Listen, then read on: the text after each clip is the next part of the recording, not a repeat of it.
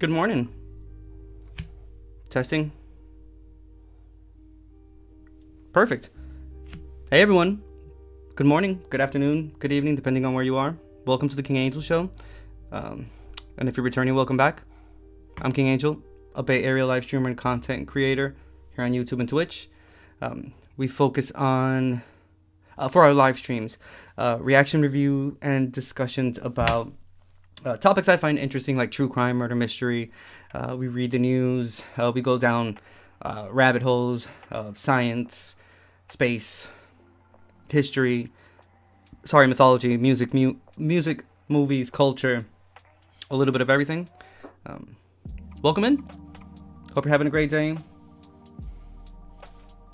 Oh, hello, sorry. I'm just plain old black hoodie today. Keeping it simple. Hope you're having a great day. Oh wait, let me get a little closer because you know I hate when those corners do that. Well, yeah. Today, it's a Tuesday. We're just coffee, the news, and us having a great start to a morning. It's getting warmer here in Northern California. It's about time. Spring is finally springing, I guess.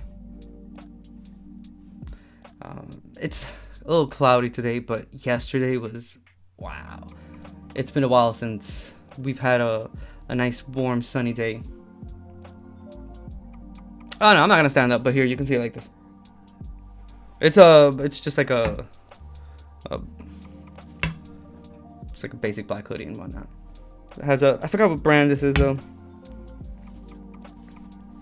It's old as fuck. I don't know. So yeah, that's basically my own morning. See, so far so good. Excited to be here. You know, I love being in front of a camera. I love being here with you guys, just spending some time. We'll give it a little bit before we start the news for today. I went through it. I mean, there's not that many interesting things, at least on Google News' side, but all of the other ones, they have something, at least something that'll kind of pique our interest. Just opening up chat real quick and just leaving it open here. But at the same time, I don't want to... Actually, you know what? I'll move it over to this side. It makes a lot more sense. I have some new videos uploading this week. Well, it's uncomfortable for me to stand up here, but this is it. I forgot what brand this is. I don't know. I don't remember if this is like Quicksilver or I don't know. I rarely wear graphic stuff because I'm not really into it. But today I wanted to be comfortable because why not?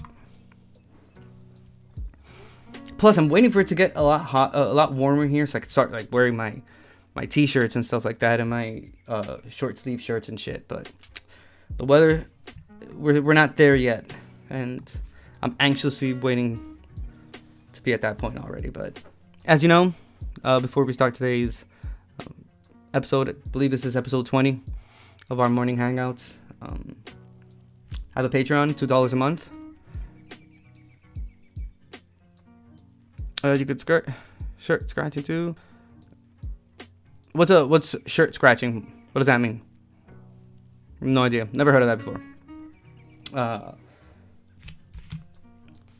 What was I gonna say? Yeah, so $2 a month for that Patreon. You get a whole bunch of benefits, full unedited episodes. You get my concert videos exclusive to Patreon members, live chats, live hangouts, multiplayer gaming and co-oping for Patreon members only. There's private Discord channels, and I'm adding more benefits slowly but surely. But I'm at the same time trying to wait until the community actually grows a lot more. You scratch your shirt like as if you scratch your back, and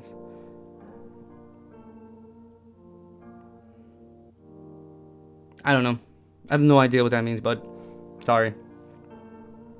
So, I have a Discord, King Angel's Entertainment Lounge. You can find that link either in the description box in the About section, or I'll post it on chat in a little bit. We watch movies, album listens, a little bit of everything. I'm all across social media, like you can see right here. Instagram, Twitter, Facebook, TikTok. You can subscribe to my YouTube channel. Like I said, I have a bunch of videos being uploaded this week. I have one that was uploaded this morning. It's a review for Ren, for the video Hi Ren. I've never seen that artist before. Someone commented it on one of my posts, and one of the things I'm doing is taking suggestions and reviewing them, giving my 2 cents into whatever I'm seeing. And someone posted that on previous video, like I said, and I don't know, it piqued my interest, and yeah, it was quite surprising, to say the least. I again had never heard about this artist before. I had never heard his music or anything, so it was quite a surprise when I saw the video. It's pretty good. The message conveyed is it's a pretty serious topic, but nonetheless, I feel like the artist did a pretty good job at playing those two roles. I mentioned it in the video. It's that duality between that voice that you hear inside that's causing all of this anxiety and depression and just kind of fucking with your head. But then on the other end, it's himself responding to that voice. Pretty cool. I thought it was really interesting. I feel like, I live in the U.S. and I feel like we are lacking a bit when it comes to avenues that are helpful for mental health patients. I mean, they've closed a whole bunch of institutions here that would have helped in that. Like, they end up either defunding them or closing them altogether. There's actually a pretty good documentary. It's actually a few of them, but there's really, I have to get that name, but there's one specifically that mentions a good chunk of the ones that started closing during the 80s and 90s, that now we're feeling that effect because a lot of those patients are not there anymore. Hello, the Art of Shiva. How are you doing today? Hope you're doing well. So yeah, I thought it was pretty interesting and pretty good message. So shout out to that artist, Ren. Only song I've heard of him, so I don't really know anything else from his collection. I'll probably listen to it, give it a shot, but in regards to that video specifically, you can find it in the video section. It was uploaded this morning. We have one being uploaded each day this week till Friday, so look out for that. You can subscribe to my channel. Like I said, I have a Discord as well. And yeah, it's basically all we have. It's funny how not funny. It's not funny. It's just it's interesting how, dude, there's just some musicians that are able to write songs and create these like stories based off of the lyrics that they're giving, and you kind of just like put them together in your head.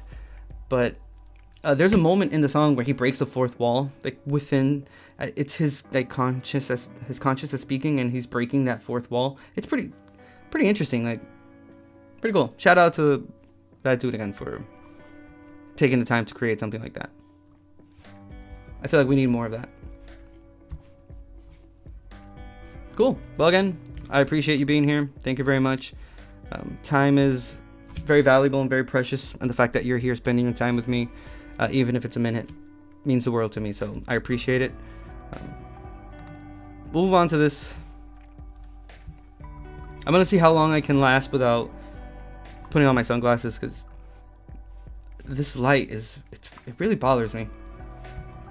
Cool. So we'll start off with a bit of Google news. You guys know I don't do politics. For now, I don't do politics here, but I'm really tempted into doing it, because I am not liking the state of affairs where I live. I don't know, man. I guess I'm lucky enough that I live in California, where in a certain way I'm a bit shielded from a lot of the things that are actually happening, because I live in a really like blue part of California, like extremely blue, and seeing things on the news and stuff that are happening in other states and shit, it really pisses me off. But I don't know, I kind of feel a little guilty of giving my 2 cents, because I live somewhere that doesn't necessarily fall under that category.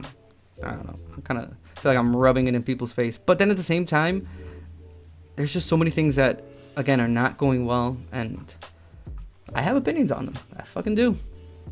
But that's neither here nor there. Forget it. We'll start off today by reading, what is YouTube doing to us? I actually have this one open here.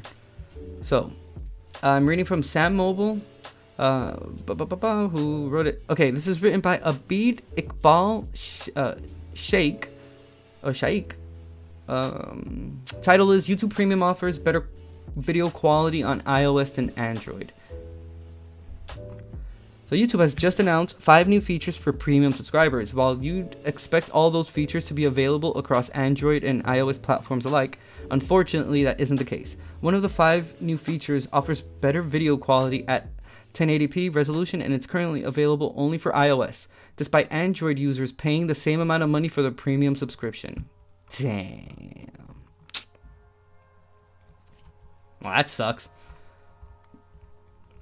Which is so weird, because I mean I thought they already offered like 1080p. Like I had no idea that was something that wasn't available to people, and that now it's behind a paywall.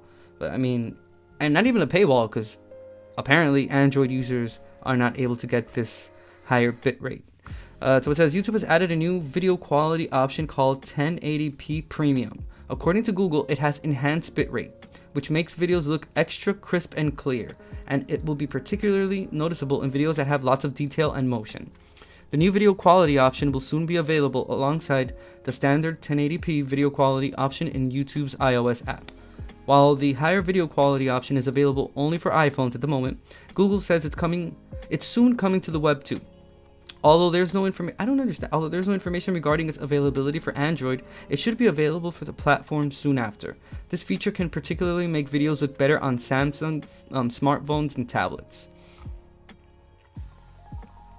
I feel like it was only a matter of time before they started putting shit behind paywalls. It all started when they first introduced YouTube Premium to the whole mix. That's when I started realizing, like, oh, these people are like, they're gonna start charging for all this shit. And that's exactly what happened. I'll be honest with you, I have Premium.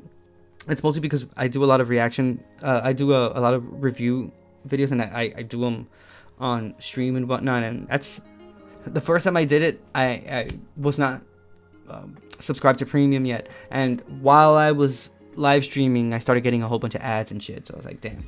I don't think that's even worth going through this. So I do pay for premium, unfortunately, or fortunately. I mean, depending on your perspective. I do watch a lot of YouTube videos.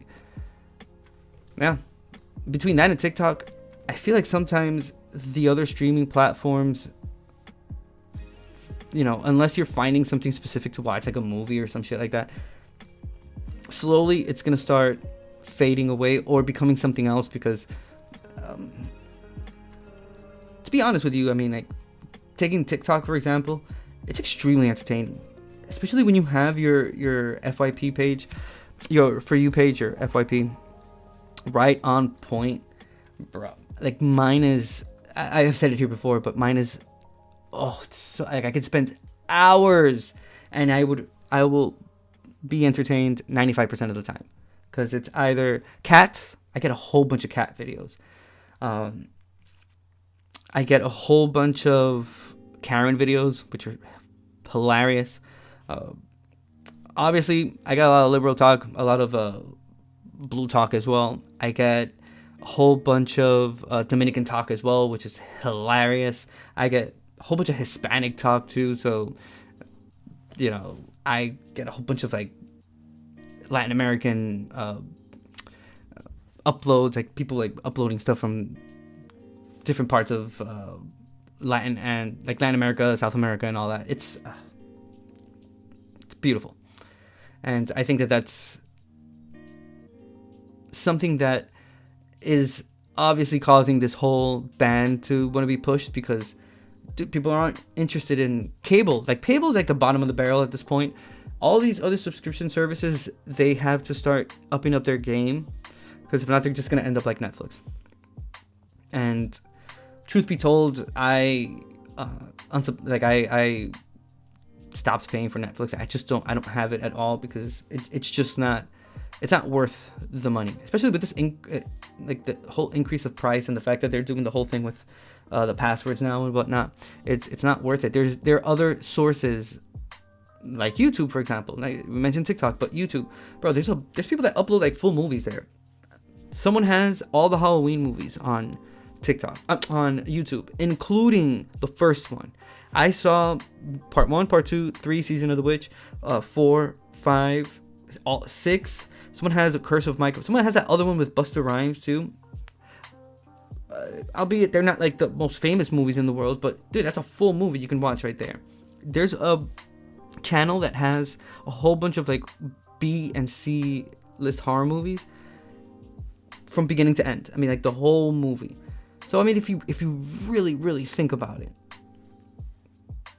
all these services, like I just mentioned, YouTube, TikTok, they're offering better forms of entertainment than having to pay for these streaming services that you spend hours. Unless you're if you're looking for something specific, chances are you're gonna spend hours trying to look for something to watch, because it's either you've already seen it, or you're probably not in the mood.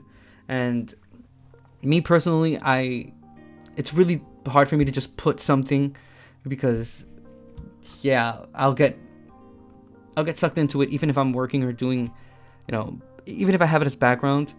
It has to be something that I can find some type of entertainment, even if it's just to keep some type of noise going on behind me.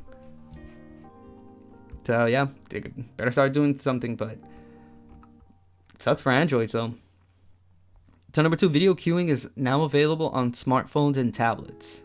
Coming back to other new features that were announced today for premium subscribers, the first one allows you to queue videos on your smartphone or tablet. For instance, if there's a video playing on your phone and you would like the app to start playing another one automatically after this one ends, you can add it to the queue. This feature has been available on the web for quite some time now. Yeah, okay. iOS users can now watch YouTube videos together on FaceTime. Nice. Third feature allows iPhone users to watch YouTube videos while they are on FaceTime calls by leveraging Apple's SharePlay feature. The feature is already available on Samsung's Galaxy smartphones and tablets for quite some time now through Google Meet Live sharing. I mean, they do say that by the time Apple starts putting stuff into their own phones, Google has already had that for quite some time, or so they say. But I mean, if you read this paragraph again, I mean, it kind of seems like that's true. Number 4 is you resume videos from where you previously left off. What? YouTube is also rolling out an option that most people would find extremely useful. This option enables YouTube Premium users to start watching videos where they previously left off. The best part about this feature is that it works between various types of devices. For example, if you leave a video in the middle of your smartphone, YouTube will give you the option to resume the video from the same point on your tablet or TV. Really, that's new? I thought that's always been there. I didn't know that was something that was an option that was being rolled out now. I could have sworn I've been seeing that for a long time now. Smart downloads. The last feature is called Smart Downloads, and as the name suggests, it automatically downloads recommended videos on your device so that you can enjoy them even when you go offline unplanned. While this feature could be useful for a few people, it will definitely be a storage hog for users who have limited space on their devices. Damn, and it does it automatically. Nah, I'm good with that automatic stuff. I'm cool with that.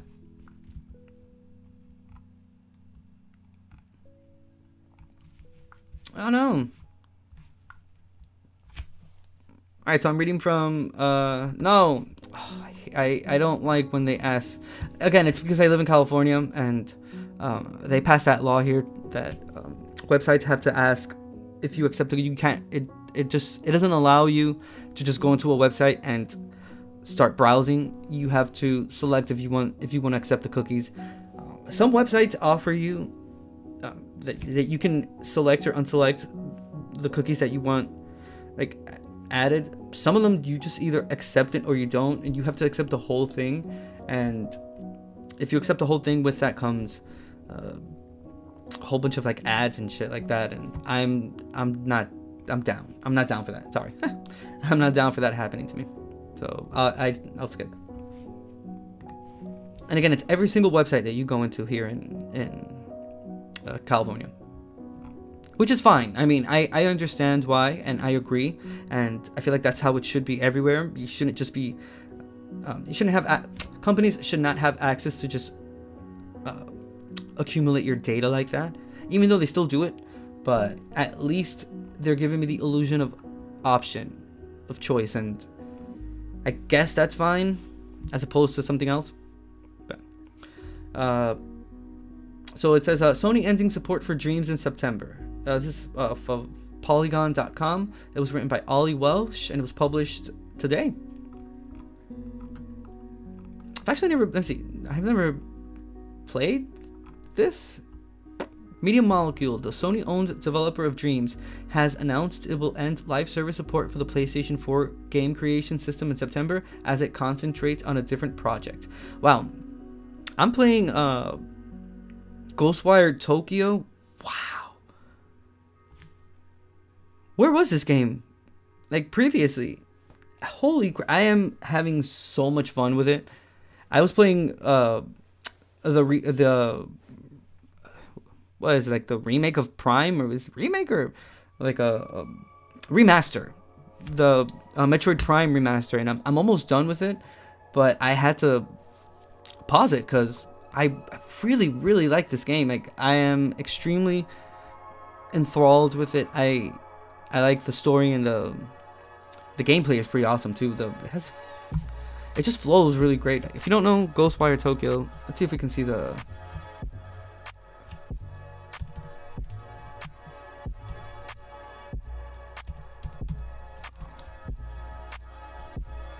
Maybe we can see the.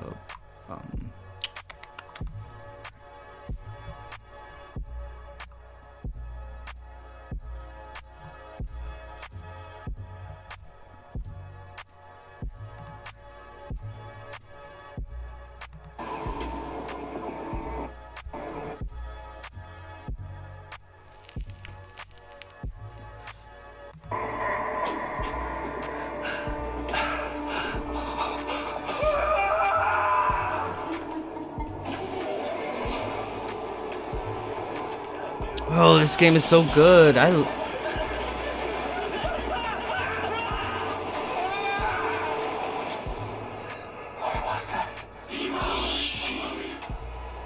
Ah, shit, right. It has an English option.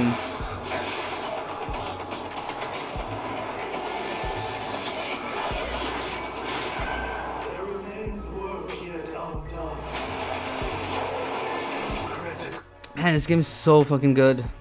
I'm just having so much fun with it.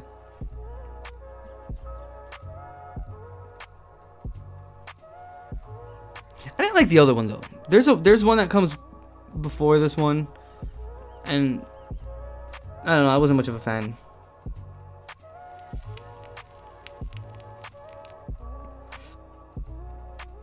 Bro, fuck, I love it. So good.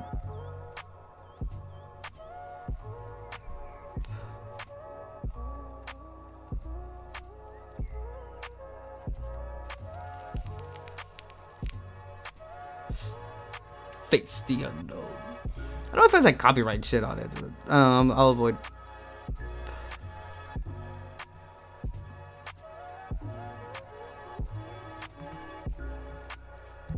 Excellent game.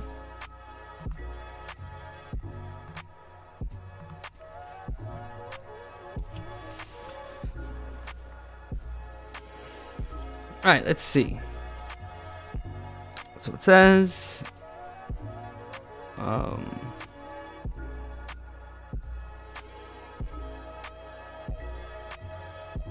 You know what? Dude. This company, like this Epoch Cam, they have me. Like, it's mostly because I can use a green screen. I can obviously get my streams like this, but it's crazy because it is consistently either you can tell it's either disconnecting or there's always something going on with it. If I open up a website, the camera goes down. Fuck that shit, man. I don't need this crap in my life. And then they're always for the past like 2 months they've been having like constant issues with the connection to the camera and whatnot. Like sometimes it won't even. For the past 2 or 3 days, I wasn't able to do anything basically that had to do with recording, like with the green screen and shit. Because I'm gonna wait until the camera catches up to me.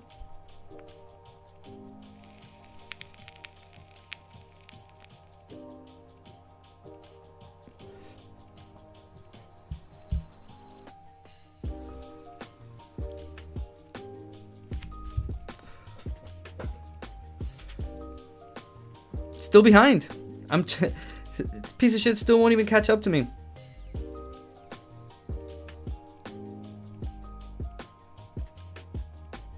Alright, so we'll keep reading, whatever. It says, we made the difficult decision to discontinue live support for Dreams after September 1st, 2023, to shift our focus to an exciting new project.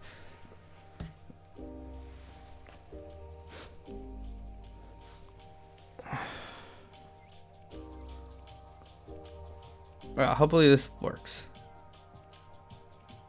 Hopefully this will help. The title won't be removed from sale, and players will still be able to create, share, and play within Dreams, but there won't be any more updates or developer-led events such as the Impy Awards that rewarded the community's best creations. I actually don't know what game this is.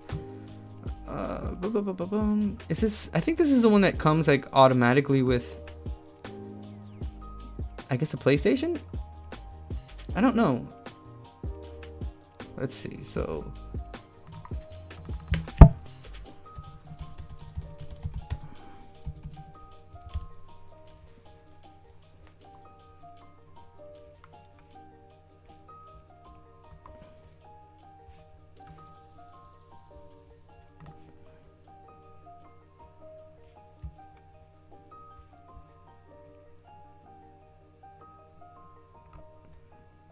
Okay.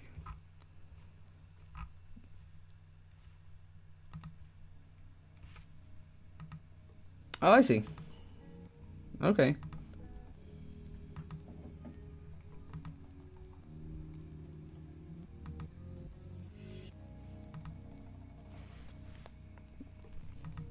Okay, so I guess it's kind of like an educational game. I guess it's geared towards kids, but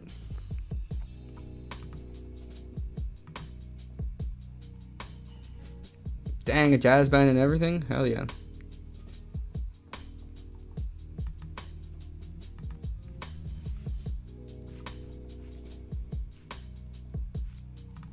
Okay. Media Molecule promised that it would continue to highlight the community's best streams creations on its social channels and to surface creations through in-game curation even after live service ends. I hate live services. After my experience with Marvel's Avengers, first off, the whole like buying, pre-ordering games, I did it with God of War Ragnarok because I'm a huge God of War fan. But that's it right there. I'm not doing that shit anymore. I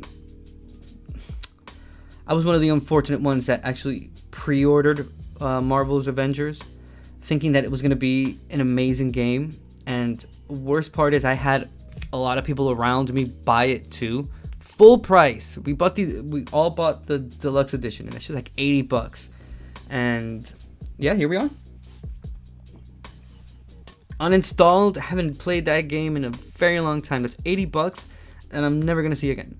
And if you really think about it, that's why the gaming industry is so profitable, because games are really expensive. And then what they're doing is they're creating these games, and it's just like half-assed productions and just releasing it, thinking that they could just update later on.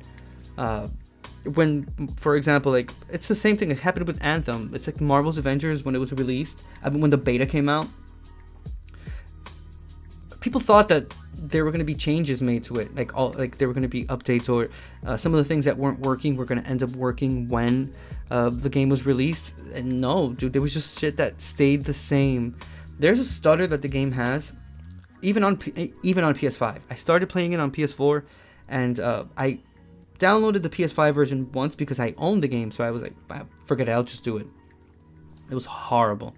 The whole shtick of all the bugs that it had, it was horrible. And the game was released like that, and they didn't give a shit. And to this day, the last time I played it, it still had the same bug in it. It had the same problem.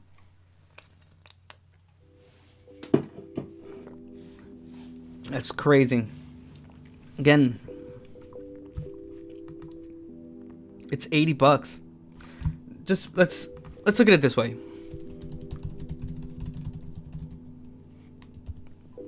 So the gaming industry in 2022 was estimated to be $97.67 billion US, setting a new all-time industry record.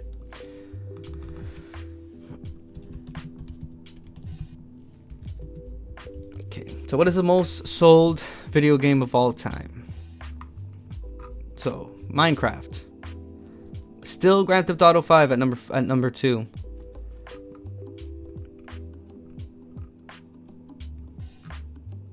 I mean, just look at the sales on them. Minecraft has 238 million units sold of the actual game, and it was released in 2011. Let's see, what else do we have?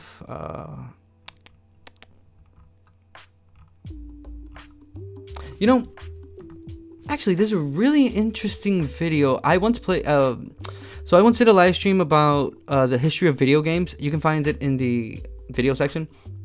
And that one is chopped up in pieces. It was a while ago. That was probably like July of last year, June.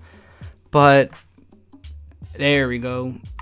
This one's till 2019. This one's till 20. Okay, this is the one that I saw. So check this out.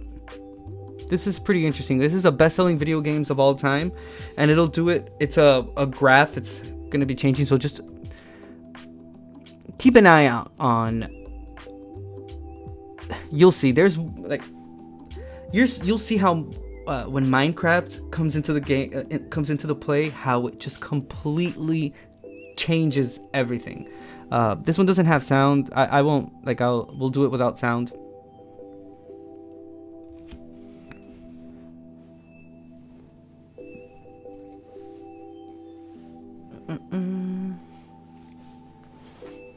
So this is 1991. There we go. More comfy. Boom, Tetris. Going into play Super Mario Land going on top. We got Super Mario Bros. 3, third place. Tetris went back to first place. It's the golden age of simplicity in video games. So Frogger, look at Super Mario World, how it's climbing up. Look at Sonic the Hedgehog climbing up the list, but Tetris is still up there. Look at those numbers. Myst has just come into play. Sonic the Hedgehog coming up, Duck Hunt coming down, Lemmings down as well. But look at Super Mario Bros. And then we have, so at this point we have 1, 2, 3, 4 Super Marios on this list. And Tetris is still going strong.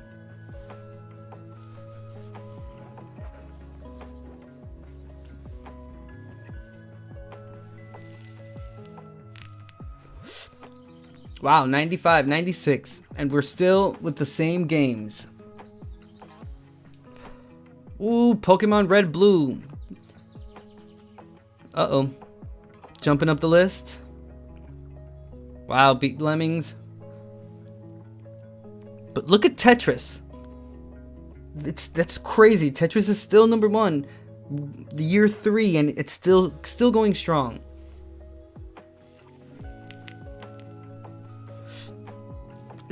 Frogger still on the list, jumped up to number 2, beating out all 4 Super Marios. 98, 99, 99 starting now. Boom. Frogger still number 2. We still have the same ones on the list.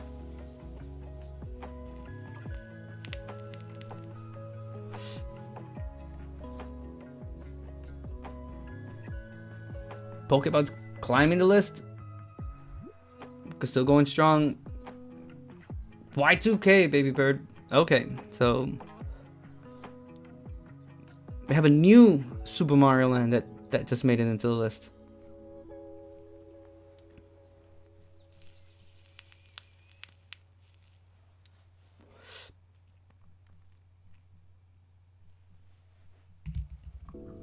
Wow, how is Duck Hunt selling like that? Wow. It's unbelievable how Tetris is still on top. And we haven't had any new entry until now. Oh shit, The Sims has made its appearance, climbing up the list. And Duck Hunt is still there. Wow, I didn't know Duck Hunt was that famous. Dude, even a decade after it being released.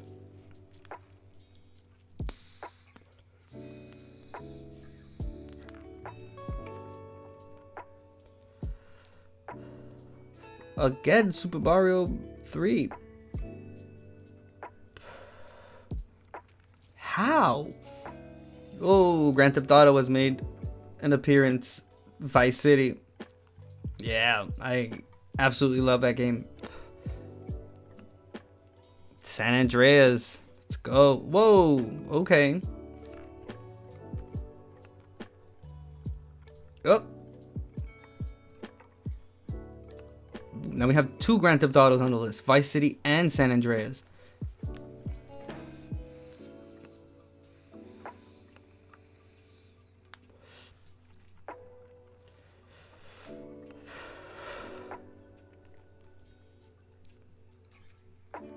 Wow, we're already in 2008. We play. Whoa.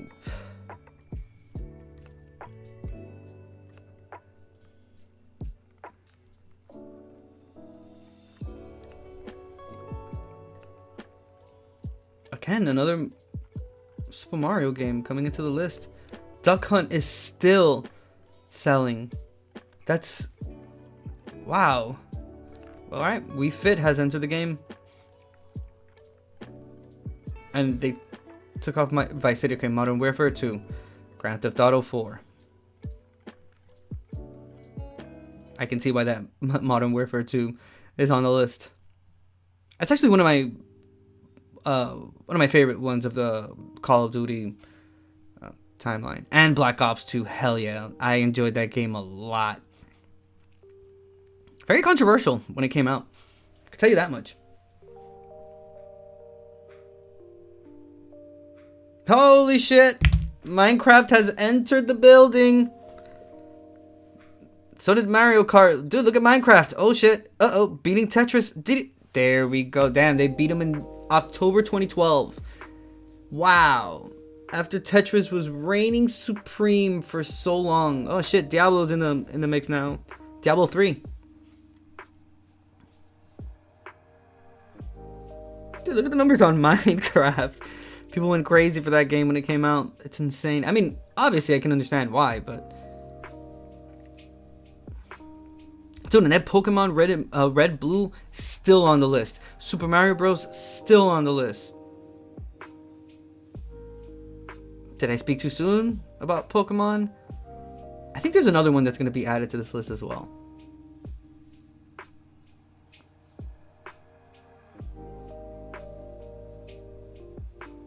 Wow, Minecraft is the best-selling video game of all time. Skyrim. Oh, shit.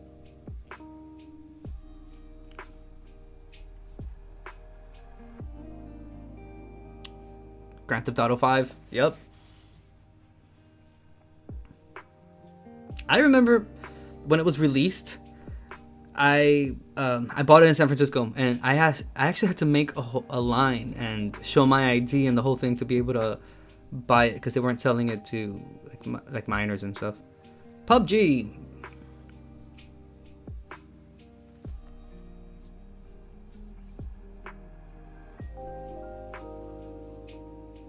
It's crazy. I've never played PUBG before. Hey, if you join the Discord and guys are down to play, I'm always down to play multiplayer co-op things. That's why I love that Evil Dead game. Psh, amazing.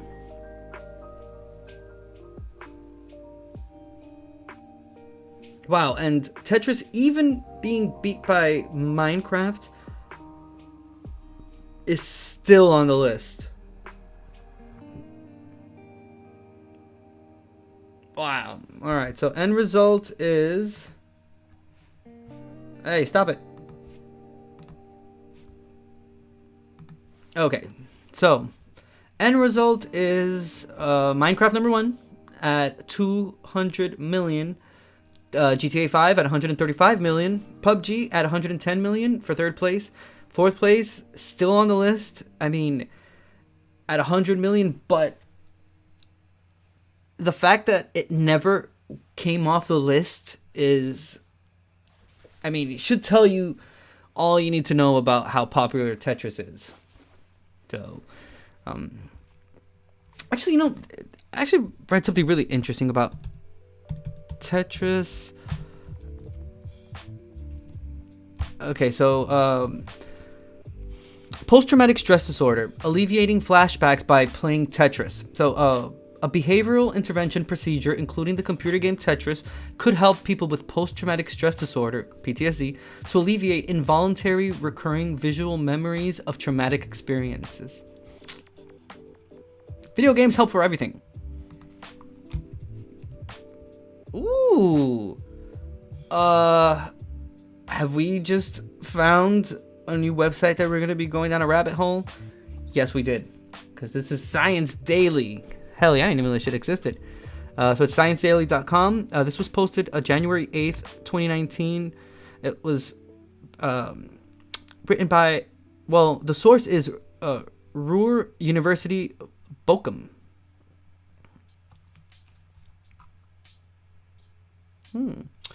I read before, a behavioral intervention procedure, including the computer game Tetris, could help people with post-traumatic stress disorder, PTSD, to alleviate involuntary recurring visual memories of traumatic experiences. This is the conclusion reached by a team from Ruhr Universität Bochum, together with a researcher from the Karolinska Institutet in Sweden. Following, I need to learn some other languages besides Spanish and English. I'd love to learn like Swedish. I'm so behind. Shame on me. Following an intervention involving playing tennis, the number of flashbacks for the stressful events decreased. So, Let's see. Okay, so one of the most serious symptoms of PTSD is the involuntary recurrence of visual memories of traumatic experiences. PTSD can be treated well using the therapies available, says Henrik Kessler, senior physician and trauma therapist. However, there are more patients than therapy places. That's why the researchers are looking for methods outside conventional treatments that can relieve the symptoms. So about 10 years ago, Emily Holmes and her team found out that the computer game Tetris can suppress flashbacks caused by horror films in healthy people when played shortly after watching the film. In the current study, the research team tested whether this effect can also help patients with PTSD, for whom the cause of the stressful memories mostly dates back years. So,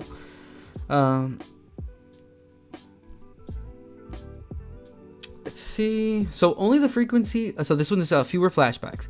Only the frequency of the flashbacks for which content was targeted during the week specifically decreased in the days and weeks following the intervention. The number of flashbacks remained relatively constant for the untargeted flashback content. Over the weeks, various flashback contents were targeted one after the other, the frequency of which decreased in each case with time. Overall, the number of flashbacks for the situations that were targeted fell by an average of 64%. Wow! Flashbacks for which contents were never targeted decreased by only 11%. The intervention had an overall effect for 16 of the 20 patients tested. Tetris saving lives. That's what's up. On that same note, let's check out how the positive benefits that video games have towards human beings, like health-wise and okay. So let's see, video games positive effects physical. So let's see. I don't want anything that is coming from like a gaming website. Alrighty, so I also want to get something that's a little bit more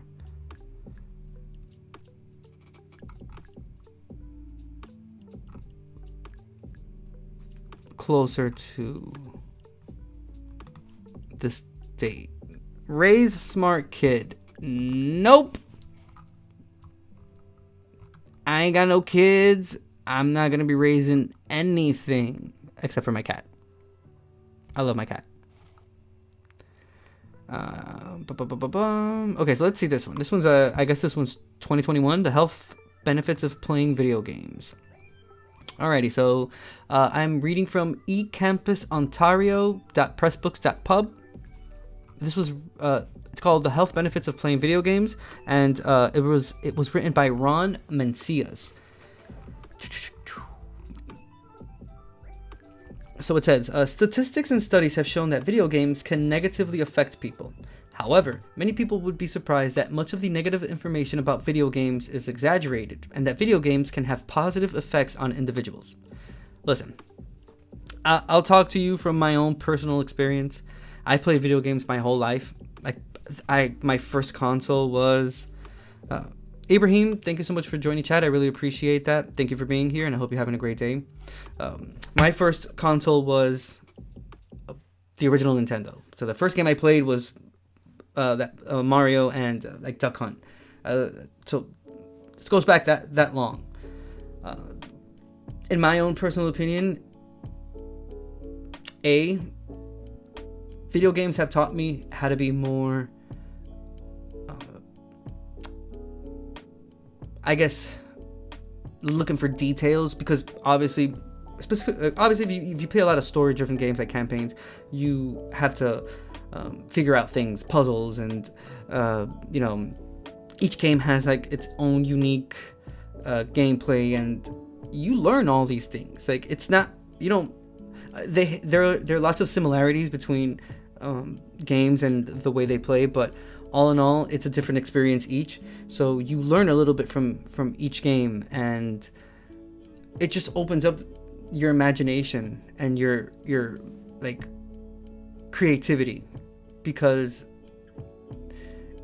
it pushes that boundary of what you would think is like real, and then it just you dive into my favorite video game of all time. And here's the reason why I'll tell you this game. It's Final Fantasy VII, but when it came out originally in 1997, the reason why is because I played plenty of excellent 10 out of 10 games, but that one specifically was the first time that I played something that enthralled me so much that I lived and breathed the story of that game.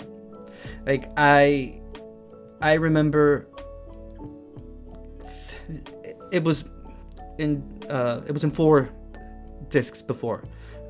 It didn't come in like one game. So when I was going from disc 3 to disc 4, it was, yeah, it's just the experience that I had, the story, the way it sucked me in. It was crazy. I remember just beating the game and seeing the end. Like to this day, well, I was like 97. I was 12, like 12 or 13, and I felt all the feels, bro. That was the first time I understood just how important a game could be in someone's life. Like 2010 and up, dude. I mean, they killed it with the God of War games. Again, I'm a huge campaign story game. That's my jam. I love multiplayers and whatnot, but I love stories. Story wise, probably The Last of Us was one of the not part 2, specifically part 1 had elements that I look for in a game. It was entertaining, but the story and the dialogue and the character growth and all that, yeah, dude, they knocked it out the park with that one. And I think that's where you get. Oh yeah, I played all 4 Uncharted and the DLCs as well. I enjoyed part 4 a lot. I mean, Nathan Drake's story is interesting, and they're pretty straightforward games. I really like them, but it's the dialogue. I think that's why God of War had such a impact on me, because of the PS4. Obviously, the ones that came out beforehand were, the majority are amazing games. I really love mythology. I love mythologies from like different parts of the world, but Greek mythology holds a special place in my heart because it's the first one I was ever interested in, and it's the first mythology I ever did a deep dive into, and I absolutely love it. So it was not historically accurate, but it takes elements of mythology and history that I enjoy a lot as well. So yeah, but then again, I've played a whole bunch of games. I actually made a list on my phone last year when I started going deep into my memory bank and trying to figure out all the games that I've ever played up until this point from the very beginning. And I'm still adding things to the list when I remember, like, oh shit, did I beat that game? Or if I see it and I'm like, oh dang, yeah, I remember playing it or not, or whatever. And when you see it plastered on paper, or in this case, your phone, it's a long list.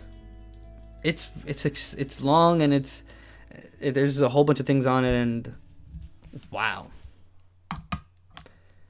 But yeah, I think that there's plenty of benefits to it. Everything has a negative in the world. Everything. Every single thing that you can imagine. There's a positive and a negative. That's how life works. There is nothing that is solely positive. Love can be positive and can be negative. And that's supposedly the greatest thing a human being can have, and it's love. And yeah. So if even that can have its yin and yang, trust me, everything has it. Video games alike, there are plenty of people you can get hooked on it, or people spend their money on it when they don't have it, or whatever the case may be. I don't see playing games all the time in your own solitude as something wrong. It's better that than going out to the streets and having to spend like money and shit. So you can't use that against me, or you can't use that against anyone else in front of me, because that's not like you're not proving anything with that. Yeah, Red Dead Redemption, both of them have them. Both have pretty epic stories to them.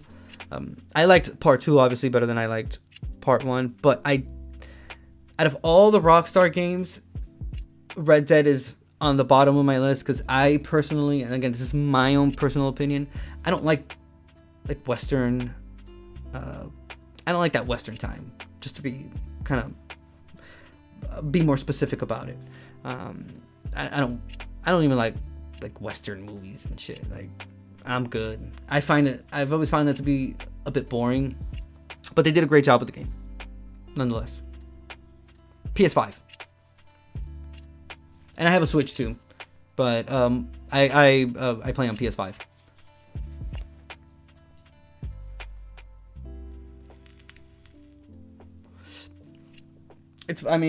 Again, everything has a positive and a negative, but right now we're going to focus on the positive of gaming, and there's plenty of people that can agree with it, because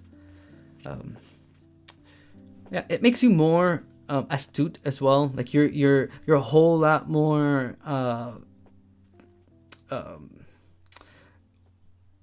eyes wide open when it comes to things, and I'll be honest with you, I've been able to figure out stuff like in my day-to-day life because I've played video games.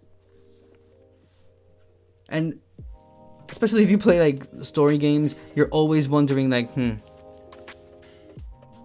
there's something behind all this. I'll be honest with you, Ibrahim, in my own personal opinion, I feel like they could have waited with the PS5. They could have not released it in 2020 and done it maybe next year, and create something that would be more of a notable difference than the PS4. So my wife has a PS4 and I play on my PS5, and I mean, you can tell differences and the loading time is a lot faster, but all in all, like, you have to really look hard to be able to tell the difference, especially when you're just playing. The PS4 it's a hell of a console. I loved my PS4. Like, yeah, and there's some things that they did for the PS5 that I kind of wish that they would have kept, because they did it on the previous console. One of them being the fact that you could change like your, and this is pretty mundane, but you can change like your background image. PS5 doesn't let you do that, and that really, it ticks me off so much. You can't put like themes on the PS5 either. You can only change like the general color. Yeah, there's some things that they stripped away that I thought were really good, that gave it kind of its own uniqueness to it. But yeah, I definitely miss the more user-friendly experience with the PS4. The PS5, dude, they need to do something with that main page and all that. Dude, even better if you play on PC, because you're playing on the originator right there. Everything comes from a PC, so like you're playing from the actual nest of it. That is also true. But if you think about it, a lot of the PS exclusives are being released on PC eventually, so at least you'll be able to get that experience at some point. But again, the interface that the PS5 has, and the home screen and all that, it's so congested, and to me it looks so disorganized in comparison to like the PS4, that I find myself longing for something different, like a change. And I thought that change was going to come with the last update they did for the PS5, but it didn't do shit. Like, it didn't change anything. So here we are with the same problem that it has, and it's I wish it changed. That is true. That is true, because I remember, I think it took like about like a year and a half or two before God of War was released on PC, like the PS4 one. So it does take a long time. That is true. That is true. But when you do get them, you get to have, like, I mean, obviously depending on your graphics card and whatnot and the setup that you have, but you're able to crank up the quality on that game to ways that a console would only dream of looking. Like, I've seen some videos of people playing on PC that, holy crap, again, a console could only wish to look that good. It's crazy. Okay, so listen to this. One sector that video games can have positive impact on is our own health. So for this section, we'll be examining how video games can positively affect our health through physical activities, defined as any movement of the body that requires energy. Awareness, the quality or state to be aware. Cognitive activity refers to high-level activities, i.e. problem solving, decision making, and sense making. And mental health, emotional and social well-being. It is how we think, feel, and act.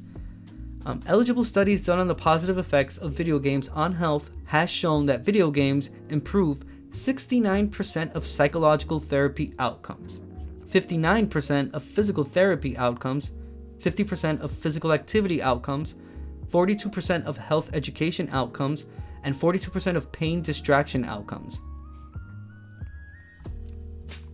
Video games saving lives or helping to achieve a better quality of life.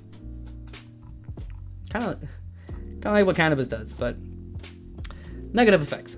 So, I mean, obviously here in the graph we can see, so psychological therapy is the first one all the way to the left, physical therapy, physical activity, health education, and pain distraction. Middle one up there is a 50%, that's half, so all of them are above 25%. Health education and pain distraction fall under 50%, and physical activity is right there. So, negative effects. Usually, research done on video games has only focused on the negative effects of playing video games.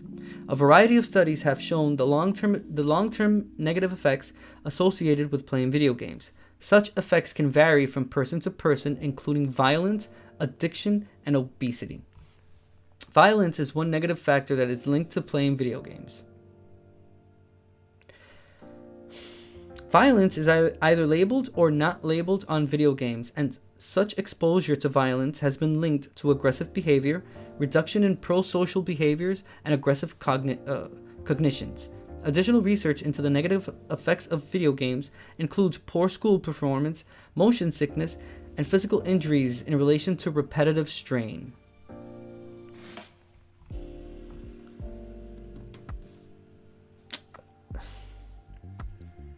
You know how long I've been hearing that whole violent shit? Come on. How long are we gonna be force-fed this cheap excuse that it's video games? They've been saying that shit, dude, since they were accusing Marilyn Manson of being of having something to do with, like, Columbine. When that happened, they were blaming video games. Oh, video games are too bloody and shit. When Mortal Kombat came out, yo, look at this.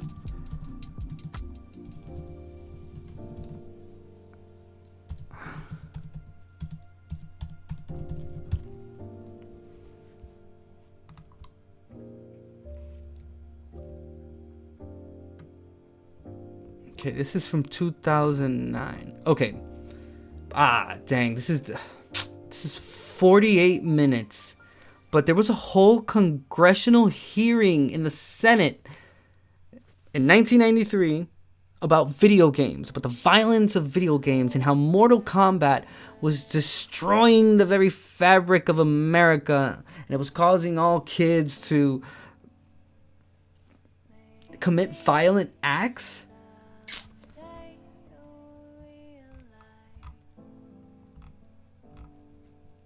Where is it?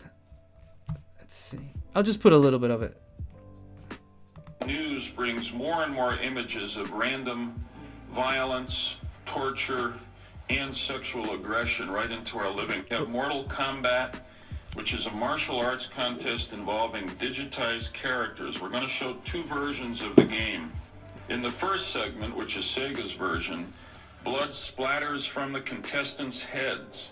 When a player wins, the so-called death sequence begins. The game narrator instructs the player to finish, and I quote, finish his opponent. The player may then choose a method of murder, ranging from ripping a heart out to pulling off the head of the opponent with spinal cord attached. The second version, made by Nintendo, leaves out the blood and decapitation, but as you will see, it is still a violent game.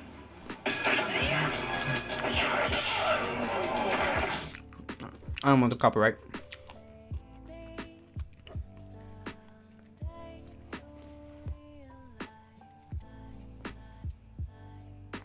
Finish him!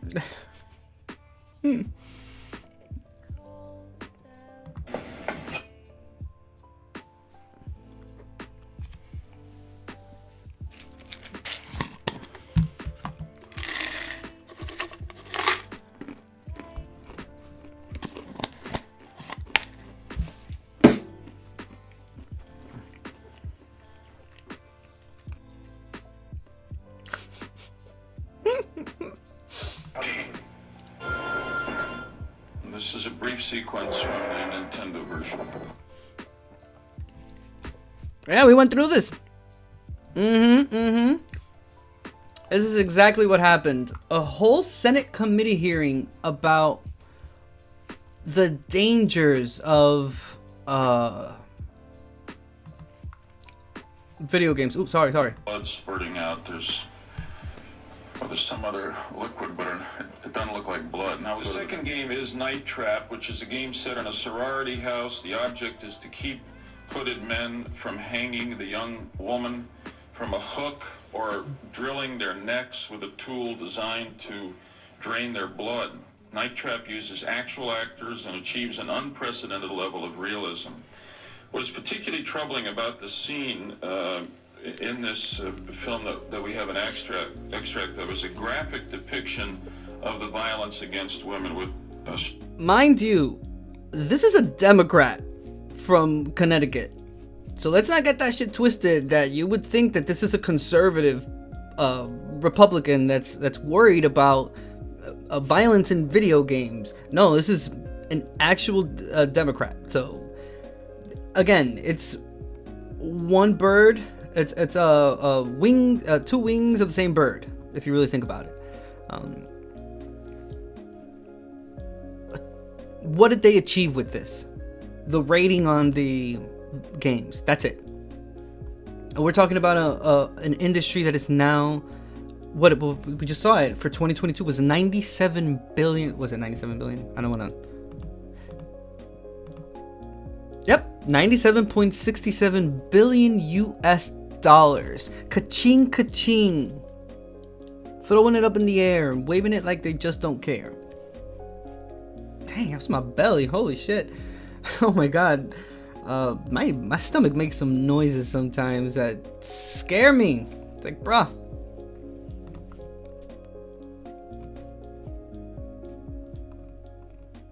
See? It's this cookie shit. Fuck it. So, this is, we'll keep watching the video. Just give me 1 second. I just want us to see this graph real quick. Statista.com. Obviously, it's statistics. This is an analyst's dream right here. And a mathematician. Shout out to you guys, because certainly not me. Okay, so we're seeing here in this first graph. This is a market size of the video games industry in the United States from 2013 to 2023. So it's only a 10-year gap. So the market size in billions US dollars goes from obviously 0 to 150. 2013, we had it capped at 47.45.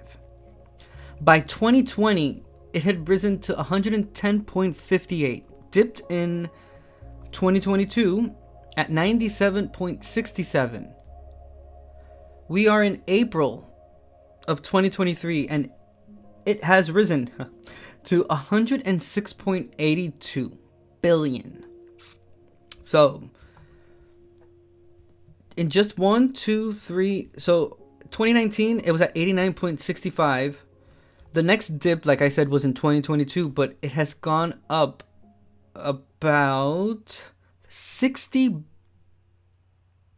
probably like 6 million of sort, give or take, giving us a total of 106.82. The biggest year in the video game industry was 2021 at $114.7 billion. You need to wrap your head around that. I don't know if you guys have seen this little video. The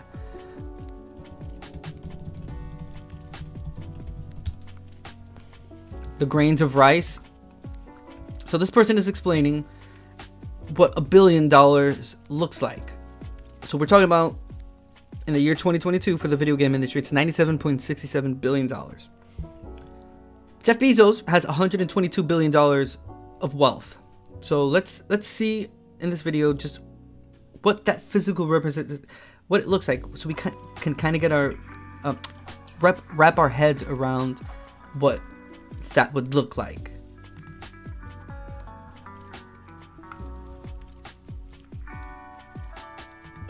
Jeff Bezos has 122 of these, or 58 pounds of rice, if each grain of rice was 100K.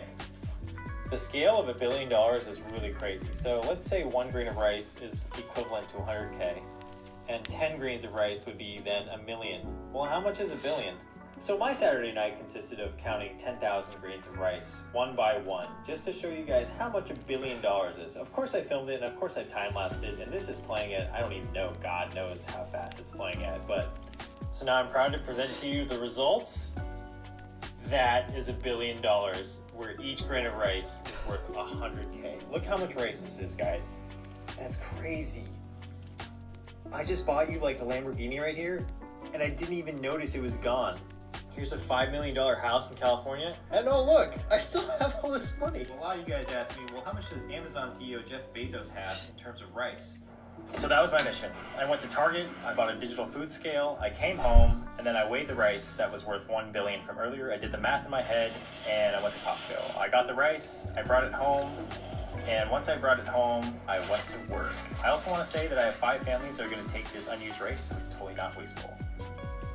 Okay, so the moment you've been waiting for, 100K, 1 million, 1 billion, Jeff Bezos has 122 of these, or 58 pounds of rice, if each grain of rice was 100K.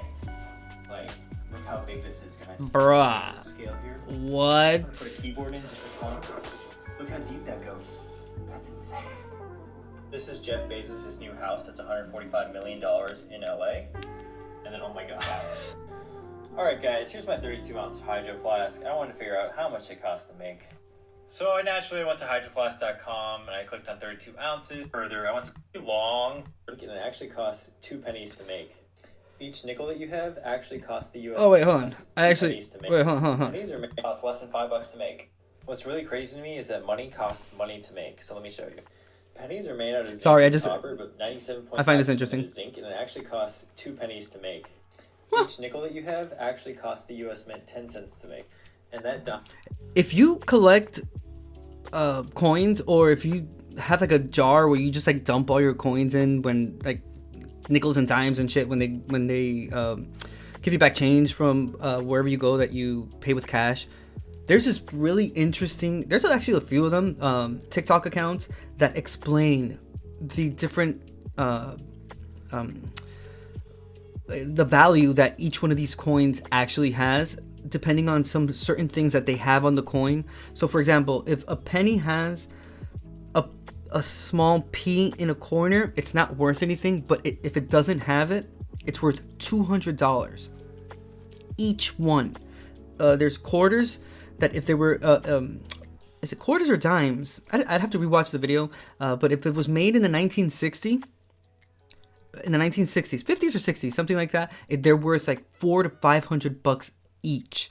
If you have a quarter that has like the words separated, the letters separated in each one of the words, it's not worth anything. But if it has it close and it has like a certain symbol on it, that one's worth like $200 to $300 each. So yeah, I mean, if you have, if you collect all your change in a jar or something like that, whenever you're gonna cash that in, look for that video. It should be available on YouTube or something, and you'll be able to see if the coins that you have are worth a lot more than what it actually just says there. Because again, there are pennies out there that are worth $100 or $200 each. So I mean, it's kind of worth taking the time to check out each coin. We'll go back to video games. We'll go back to that video that we were watching, but I find this very interesting.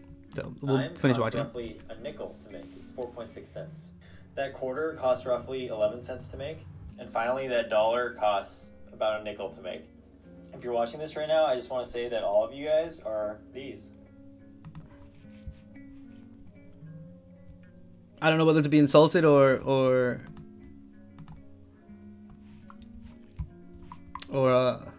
take it as a compliment. Okay, let's see what else. They're always trying to sell me something.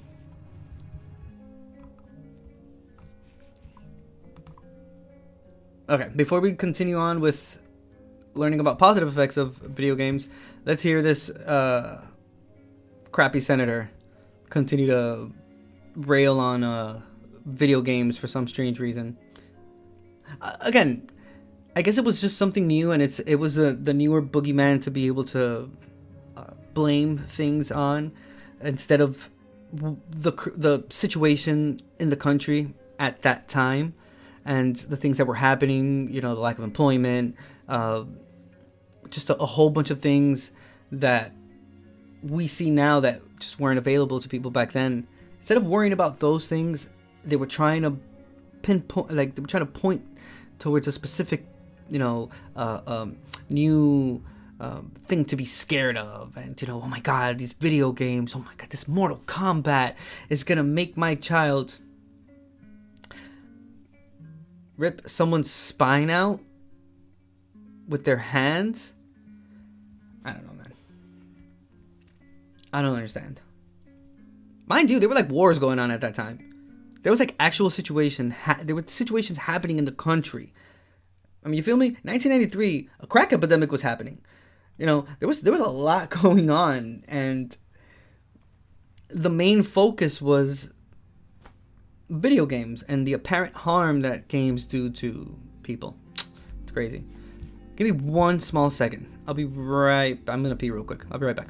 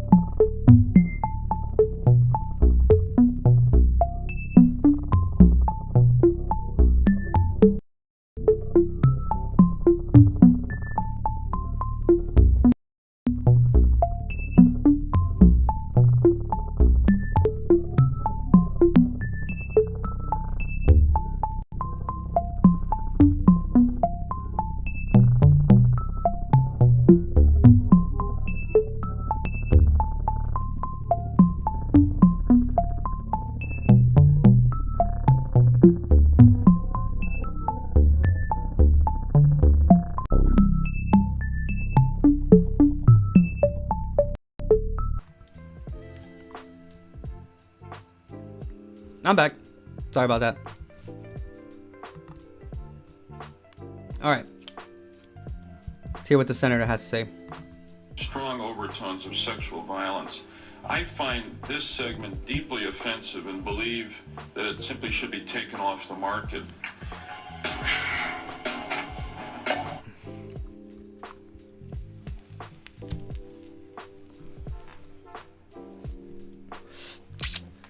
All right, that's creepy as. Come on, that's all right. It's like there's this other one that's. It's kind of like that. You make like decisions and shit, but it's like it's a creep that's trying to like date chicks and whatnot. It's an actual game, considered one of the worst games of all time. This is some crazy stuff right here. Like.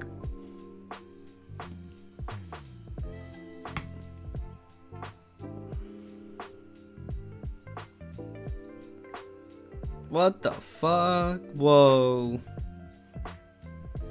Scat Team Override.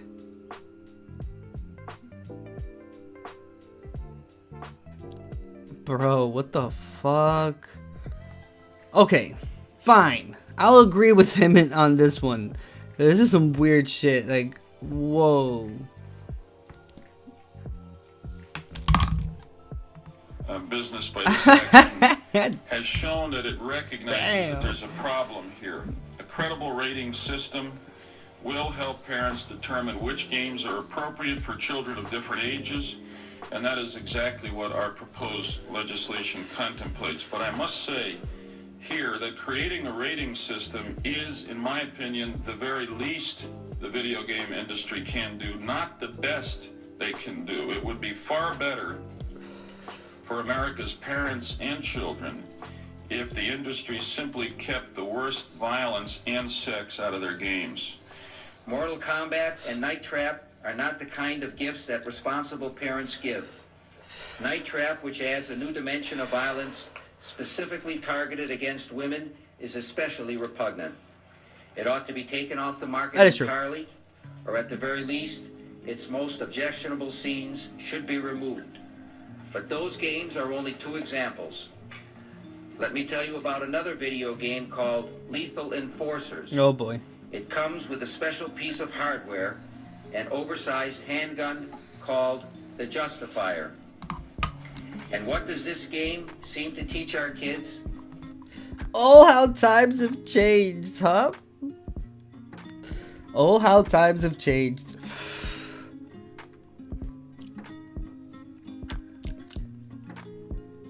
We don't see this anymore. I'll tell you that much. If you know, you know. Yeah, this is not something. I kind of wish this was something that would be happening now, but it's not. Yet back in the day, they were actually worried about this situation. Mind you, it's a piece of plastic. It's a game. Basically, that a gun can solve any problem. With Lethal Enforcers, sometimes the player hits innocent bystanders. In that case, blood splatters to the ground. But what the heck, bystanders need to learn to get out of the way. Make no mistake about it, Lethal Enforcers is aimed at young kids. Just look at the ad. The warning label is almost entirely obscured, but enormous guns dominate the package.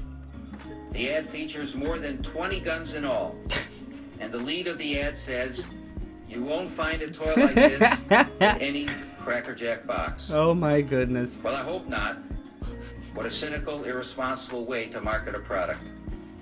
About 2 months ago, I saw the video game Night Trap for the first time. It is a sick, disgusting video game, in my judgment. It's an effort to trap and kill women. Okay, listen. I'll agree with him there. It is. And I don't agree with... I don't normally do this, but it's true. There were games like that, bro, that especially during the 90s, it was crazy. And again, how this was sold so freely is still a mystery to me up until this point, because I mean, it's bad enough that it's a game trying to normalize like violence against women, but again, the fact that it was just accessible to people to be able to purchase like that is the most troubling part of everything. Because people can make whatever the fuck they want. One thing is making it, another thing is it falling into people's hands, and like, in this case, people actually being able to purchase it and whatnot. That's crazy. That is insane. But let's just say, I'm guessing that if this game would have been released now, anyone that would have access to it or like plays it and whatnot would probably be on some type of like watch list or some shit like that. I wouldn't be surprised. And properly so, let me tell you, because that's some weird shit. Alright, let's see what else these old boomer politicians have to say, because I mean, a lot of them are just old at this point. Shame on people that produce that trash. It's child abuse, in my judgment. Nintendo is just as concerned about the issue of violence, whether in movies, television, or video games, as anyone in this room. Of course, every entertainment executive tells Congress that, but Nintendo can back it up. In the mid-1980s, when Nintendo entered the video Oh game wow, they business even in talked this about country, Splatterhouse. Hold on. Discussed with me and sent me an ad from GamePro magazine. Now, these involve Sega products, although I see that it's placed by... Damn, y'all remember GamePro magazine? Bruh.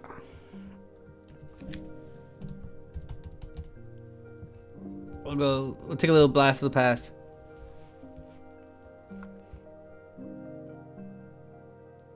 Nice, their final issue was winter 2011, and it came out on their website. I mean, did I just unlock a core memory in your head? I think I did. I had so many of these.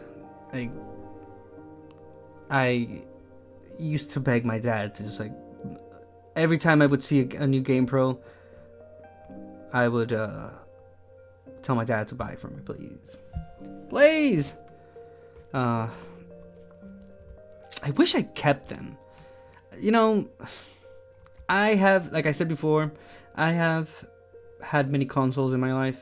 I started off with a Nintendo, and I just really wish I had that sense of looking more in, like, looking more into the future, I guess, because there's so many people that were smart enough to buy 2 of each, and one of them would they keep a console, games, or accessories in mint condition, and dude, that shit is worth so much money now that, damn, I wish I either had that or that my parents would have been that type. I mean, they just like bought me things and whatnot, but it was never to like keep it for like the future, or like keep it boxed and whatnot. Could you imagine like just having like crates or like a bin's worth of like old GamePro magazines that you could just sell off on eBay and whatnot? Or not even, if you want to, you know, have like a nostalgia moment and whatnot, you just start looking at all these old magazines. It's crazy. I had this one. Oh, you can't see the mouse, but this top one, not this one. Wait, hold on. Let me see. It won't let me go all the way there, but that one. The one with the skeleton in the front, Ultra 64 games. I had that one.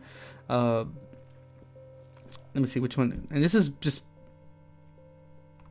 picking my own like memory bank. The Mortal Kombat 2 one with Raiden in the front. I had that one too. Yeah. So many memories.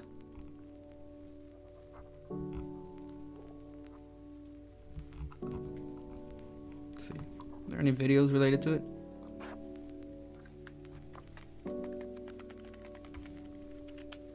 Oh wow, someone did a Let's Read for the first GamePro.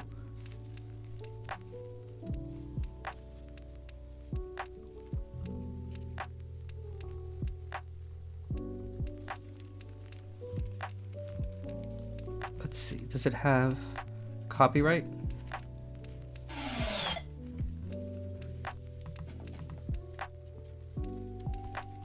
an adventure. Oh.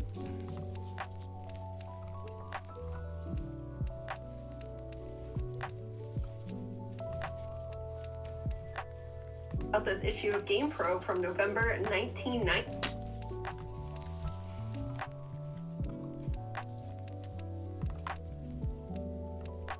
What's up, everyone? How you doing? It's John, and thank you for tuning into my Nostalgiaholic channel. This video, I'm going to take a closer look at Classic GamePro. This is from July 1990. Wow. Retail back in the day for $3.95. I loved GamePro back growing up as a kid. I subscribed to both I was 6. GamePro as well as Nintendo Power. What I loved about GamePro was not only did it cover Nintendo games, but it covered other platforms during the time, right? So Lynx, Game Boy, Genesis, TurboGrafx-16, Sega, etc., right? So love the classic cover here with the turtles. Here's a back promoting RBI Baseball 2 for Genesis by Tengen, which is known as Atari. It's another second company. Let's open this thing up. You can see here, this is Exial. I don't know how you pronounce that. It's a game by Hudson Software NES. How do you pronounce that? X-E-X-Y-L? Exial? Zil? Confusing, for sure. Another Hudson Soft ad. Okay, they're live. Enjoy Hudson. Table of contents. Michael Goes Video Games, page 4. Good talk. Okay, so this issue, the Game Pros look at Nintendo, Super C, Codename Viper, Abadox, Astyanax, Adventures of Lolo 2, Burrow Fighter, and Rad Racer 2. For the Sega Genesis, it was Moonwalker. It's the Michael Jackson game, which you can see Michael Jackson here on the bottom left-hand corner. Air Diver and Shove It. Sega Master System, it was Alex Kidd in Shinobi World. Turbo Graphics, it was a Cybercore and Bloody Wolf. Atari, Basketball Brawl. For Game Boy, it was Teenage Mutant Ninja Turtles, Batman, and Wizard and Warriors, Fortress of Fear. Wow. 1990. Moonwalker, I'm sure. This is a cool poster here. The Dick Tracy game. Dick Tracy. What, dude? I haven't seen this movie in so long. Wow, that's insane. This movie's from 1990.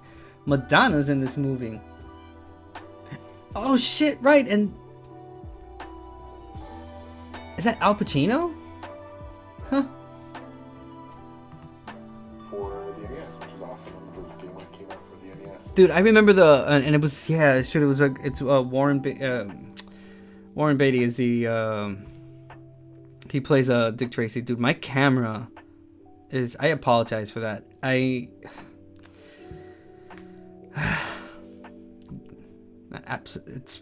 It sucks. It's really getting on my nerves. And it's really weird because when I see the CPU usage on OBS, it's always like I have excellent bitrate, but the CPU usage is always under 40%. So it shouldn't be doing that. So it's like I don't understand why the camera has to lag like that. So I apologize. But yeah, I remember this poster. I used to live in New York at that time, and I remember they used to put like movie posters, and I guess they still do, but back then we didn't have ways to be able to see trailers for movies and whatnot. So like you would see this and you would see posters, and it was like a surprise, like holy shit, like they're making that movie and whatnot. I remember this poster, on the left hand side. Yeah, I remember it pretty vividly as a kid. It's crazy. Definitely classic. I love these classic ads too. This is by Gold by Delica. Wow. A soccer game for the NES. This is kind of people writing in. Subscribe. How much was subscription? Yeah, because you could write into the magazine. $9.99, $9.95. You get a Nick Club card. TCBY, coupon, Pizza Hut, huh? That's interesting. You can Nickelodeon Anywhere, I guess Nickelodeon Club. Turbo Racing by the NES, for the NES. By Dead East. This probably tells you how much subscription costs. $20 for the year. It's cheap for 12 issues. Wow, 20 bucks. This is where people should wrote in. The Game Pro, Captain Skyhawk, Cable. And I think what I love about these classic magazines is just the fact that the classic ads are awesome. Game Pro, this is the Power Glove. We all know how it turned out. It was not very good. Everything else is just child's play. A Nightmare on Elm Street Part 6. Freddy's Dead. That's what the glove always reminds me of. Dude, Freddy's Dead. That was so awesome. Wow. I never had the glove. I had a cousin that did, and we used to just play with I used to just play on like his console with the glove and whatnot. But yeah, it wasn't the best. Wasn't the best, I can tell you that much. I love how they really marketed it very well. In fact, the Wizard movie promoted it like it just worked amazingly. And then you end up buying it and it was terrible. If you haven't seen the movie 8-Bit Christmas on HBO, just came out recently, I recommend you check it out. They do have a reference on the Power Glove on it. It's a classic, great movie. Bases Loaded for the Game Boy. I definitely had that. Hellraiser, talking about that. Robo Kid for the Genesis. Damn, Hellraiser. Holy shit, I didn't even know I had a video game. What's this one? Clash of Demon Head. Encore. Golgo 13. Wow. Only the power of the mind can solve the puzzles of time. Daedalus. Interesting. The Light Boy. Oh wow, the Light Boy. At night. I definitely had one of those. It actually enlarged the screen as well. There's no better way to see the light. Okay, here's a comic. It looks like Techno World Wrestling. Game Pro, mini comic. I don't remember a ton of comics being in Game Pro. Here's the links. I got the links when it first came out, and this is earlier on. I believe it came out in the late 80s, right? So you can see the games here had the flat surface. They ended up having curl later on when they came out, but it was packed in with California games. This is Model 1 links. You get up to 4 at a time. Way ahead of its time, graphically, full color. A lot better than the Game Boy as far as obviously that goes, but the battery life was not very good. 5 hours of battery life, if that. Game Boy could get 4 times that or more. Easy. Super C. Wow, Super C. Fun game. This is the NES port, looks like. Hurrah. A follow-up to Contra, of course. Dash Galaxy for the NES. Can't say I've ever played that game. Have you ever played that? Let me know. Leave a comment below. Code name Viper. These are some people writing in. ProView. People talk about the game itself. Avidox. Wow. I don't know why they made games so difficult to pronounce back in the day. It's crazy. It's ridiculous. Adventure game. Adventures of Lolo 2. Shanghai. Sometimes I don't recognize the name, but when I see that the artwork, pinball game for the Game Boy. I automatically remember. Soccer Mania. So obviously during the 1990s, Game Boy NES was huge. 1989 winners, best sports game, Tecmo Bowl, Ninja Gaiden, martial arts, candidates, Bad News Baseball, Ninja Gaiden 2, and World Wrestling. Oh shit, the Moonwalker. First kind of look at Moonwalker for the Genesis. Or when Michael Jackson passed away, unfortunately, this game skyrocketed. This version of Moonwalker is not the arcade port. If you ever played the arcade version, is much different. It's more of a beat 'em up. This is more of a side-scrolling platformer, but this is still a really fun game. I love the music, of course. They did release a version of this recently where it has like updated music, and it's actually got the audio of Michael Jackson, the music. It's incredible. It's awesome. Makes it just feel so much different. Air Diver. What game is this for? It looks like for the Genesis, potentially. Now, Genesis does. Super Nintendo. You notice there's not much for Super Nintendo here because Super Nintendo came out a couple years after this. Genesis does. When Nintendo. Woo! Love that. Classic Moonwalker. What Nintendo? Oh wow. Buster Douglas boxing, Pat Riley's basketball. I always had Nintendo. Very cool. I was a kid. My cousins had Segas. Cybercore for the Genesis. Bloody Wolf. Also World GP for the Genesis. Here's kind of a quick shot. This is a kind of joystick for the Genesis that you could actually purchase, kind of a third-party control stick. Preview of Turtles, Teenage Mutant Ninja Turtles for the Game Boy. There was like 4 or 5 that came out initially. This was like the first one I recall having, and this was by it was Acclaim, but they had a different, the shades of Konami, white and gray. Not Acclaim, it was Konami. Yep. Come very far. Damn, the Batman game. Game Boy. Batman for the NES. I love this ad. I love this game. This game, classic soundtrack. Super cool. Yep. By Sunsoft. Sunsoft made some really good games. Wizard Warriors, Fortress of Fear.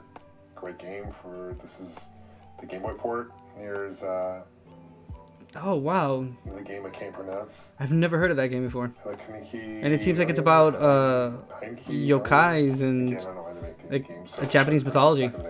Bonk's Adventure for the Turbo Graphics Oh, 16. shit. Graphics ad. Never really was as successful in North America as it was in Japan, but really fun. And the Turbo Express, the handheld version, was way ahead of its time. But I think they Love Bonk's Adventure. they ended up If you porting have that the for like 16 NES or something. Or Express, definitely check out Bonk's Adventure. Arizona is another great shooter too, kind of part of that series. Swap Hot. Yeah, dude, they used to I put hope that's not the way you work. back in the day. Game Pro used to put cheats and shit. Actually, you know, the cheats for what was it, like Mortal Kombat 3?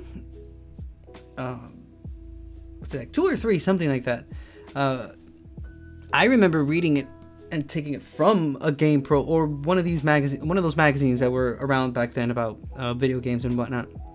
And they had like the whole list of all the cheats that you could use, and yeah, you could go buy it at a gas station or where the hell they used to sell magazines back in the day, and you'd have a whole bunch of cheats to cheat your way through beating all your friends.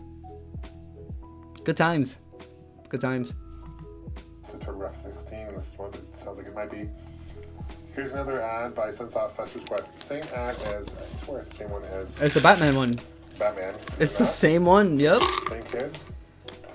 They just swap out the game. It's kind of lame, but I guess whatever works. Gotta save that money. Some stock there. X-Men by LGN. We all know LGN didn't make some great games, but they made a few. I believe they made Maximum Carnage, which was later on released for the Genesis and Super Nintendo, and that was a really fun, fun game. But there was most of the games, they had good licenses, but not very good games, unfortunately. That was a good game. Oh, I've never seen this before. Genghis Khan for the NES. Got a lot of ads in this for sure, which is fine. Rollerball for another pinball game. There's some NES games.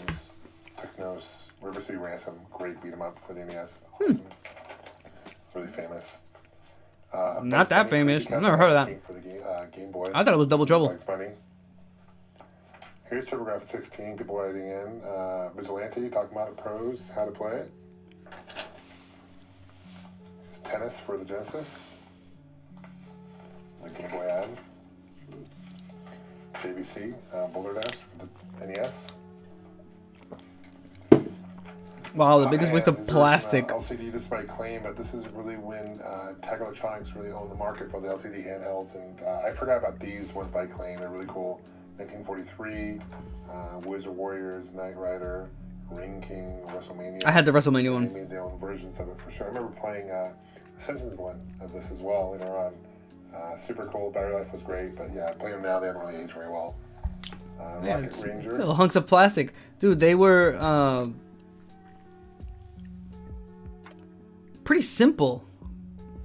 Like it wasn't anything that would require you to have to like just buy more than one. It was just it was really crappy. So I'm kind of glad that that ended up not going anywhere, because again it's just unusable plastic that ends up in a landfill. That's probably sitting under decades of more trash that was thrown on top of it, though.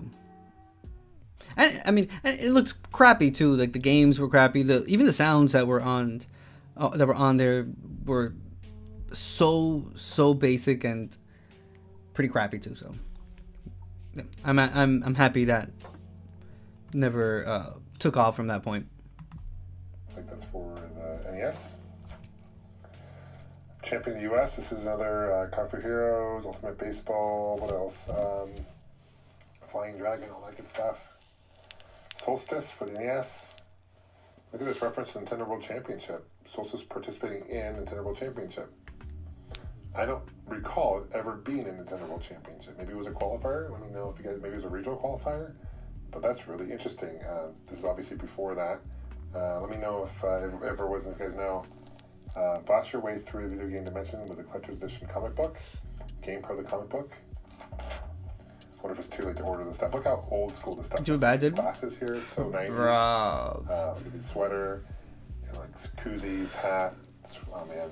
Yo, I would definitely wear that sweater. Toys R Us ad. Hell yeah. Remember this one, the NES Advantage Toys R Us? I miss Toys R Us. Man, this makes me sad thinking about it. Video thumb. Look at this thing. You know who doesn't miss Toys R Us? My parents, bro, because they were the ones that had to pay for all the toys. They're fucking overly expensive. $5 plus $1.50 shipping. Oh my gosh, that's ridiculous. Who ever wore that? Seriously. I hope it's one size fit all. I don't know. If it was created, because someone bought it eventually. Fan art. People creating fan art in the end. I think these are all just like ads they used to put at the end of the magazine. Games and price guide for some various games. Games, Electric Games Expo, also known as E3. Wow, Oakland Convention Center, Oakland, California. Nice. Anyway.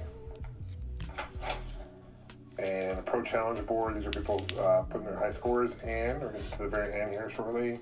And only you can save the planet. This is an Image Fight. Wow. The game service. Dude, look how awesome that artwork is for that game. The next issue, Spot, Captain Skyhawk, Thunderbird, Bird, Just Populous, Target Earth, Power Rally Baseball, TurboGrafx, Double Jack. Crazy. Dude, we just did a blast of the past there with GamePro magazine. Namco, so you'll have to tell me whether you're responsible for it. I'm sorry. Okay, let me just direct you, and I don't know what. Oh, sorry. We're back to violence in video games. This is a Senate hearing that was done in the 90s. 1993 to be exact. Now they're going to start talking about Splatterhouse. There's an ad for Splatterhouse in a specific GamePro edition that came out during that time, and that's what they're talking about now. So let's see what these boomers have to say. What, to what extent you have any ability to control this. At the top, it says he's back. Splatterhouse 3 for the Sega Genesis is the kind of game rating systems were invented for. Now, and then it goes on at the bottom to advertise that it includes deadly new weapons, 6 levels of monster bashing mayhem, and killer special moves. Yes. Don't you agree that kind of advertisement makes a mockery of your rating system? By that I mean to say the specific reference that this is the kind of game that rating systems were invented for. I haven't seen this advertisement in earlier, and we don't have control.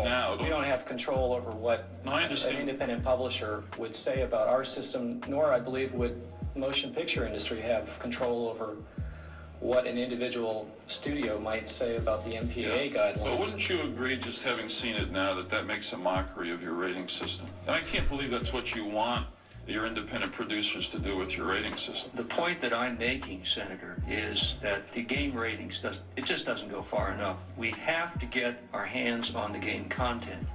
And we've been doing that, but like any other system, it's not perfect. Let me make just a couple of other points. I can't sit here and allow you to be told that somehow the video game business has been transformed today from children to adults. It hasn't been, and Mr. White, who is a former Nintendo employee, knows the demographics as well as I do. Furthermore, I can't let you sit here and buy this nonsense that this Sega Night Trap game was somehow only meant for adults. I'm not The fact of buying the it. matter is, this is a copy of the packaging. There was no rating on this game at all when the game was introduced. Small children bought this at Toys R Us, and he knows that as well as I do. When they started getting heat about this game, then they adopted the rating system and put ratings on it.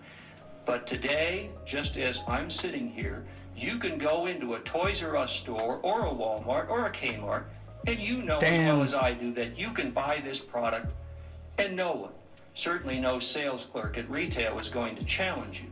So the point I'm getting at is putting these ratings on, if that's as far as we're going to go, isn't going to get us anywhere. We've got to get further into this. It's all well and good to say that we have content guidelines. Didn't work out for you, bud. Well, I guess it worked out for him. I mean, Nintendo is kind of out of all the consoles available. They are like and brands, like they are like the most squeaky clean one of all of them. So I guess they continued on with that same trend. But everyone else, yeah, that flew out the window pretty quickly. And the example I always give is like, dude, Call of Duty. Like, yeah, they pushed that line as far. They pushed past that line as far as they could, especially with like the whole opening scene of like the campaign of like Black Ops, or the one for what is that, Modern Warfare, the airport thing, bruh. There were already games that were doing things similar, but I feel like after that point, people like companies that they didn't really give a shit after that. But I think moral of the story when it comes to this is that, yeah, we've come very far, because it's definitely not like this anymore. Yeah, they still have the rating systems, and games do have like mature or whatever the case may be, but yeah, I feel like there's more accessibility to games than there was, like, I guess back in the day. So I don't know, but we went down that rabbit hole. That's the beauty of the King Angel Show, that we're consistently going on rabbit holes, and one thing leads to another, that then we read about something else that then takes us to videos. That it's beautiful. I love it. Keeps it interesting, and also we learn a whole lot. And if you already knew it, it just refreshes your knowledge, and you get to talk about it in chat and show off how much you know about it. And I would love to hear it.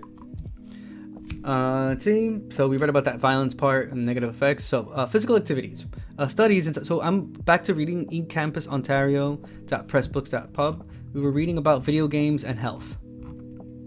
We're on the part where they're talking about physical activities. We're reading about the negative effects. The violence being a negative factor led me to then look for that Senate hearing video that then led me to GamePro, etc., etc. Rabbit holes. That's the beauty of it. One thing leads to another. So physical activities. Studies into video games in terms of physical activities have shown that it is well suited as a form of physiotherapy for many different people. Unlike more traditional therapeutic methods, they don't rely on movement of the limbs. Video games are used to help with treating arm injuries and as a form of occupational therapy and increasing hand strength. Such benefits have been identified in a variety of different adults, including wheelchair users and those with muscular dystrophy. Next one is awareness. Studies into awareness have revealed that those who play video games have significant improvement in selective types of attention. This includes sustained and selective attention. In addition, research has indicated that regions of the brain that are attributed to attention become more efficient than non-gamers. Research has also pointed out that playing video games can affect or change different regions of our brain. New verdicts have revealed that playing video games not only changes our brain's performance, but their structure too. In addition, the regions of the brain that play a significant role in attention are more effective in gamers in contrast with non-gamers, requiring less activation to stay focused on demanding tasks. Well, yeah, alright. Let's see really quickly. Because I remember seeing once, I think it was like a newscast or something, they were talking about video games, but it was specifically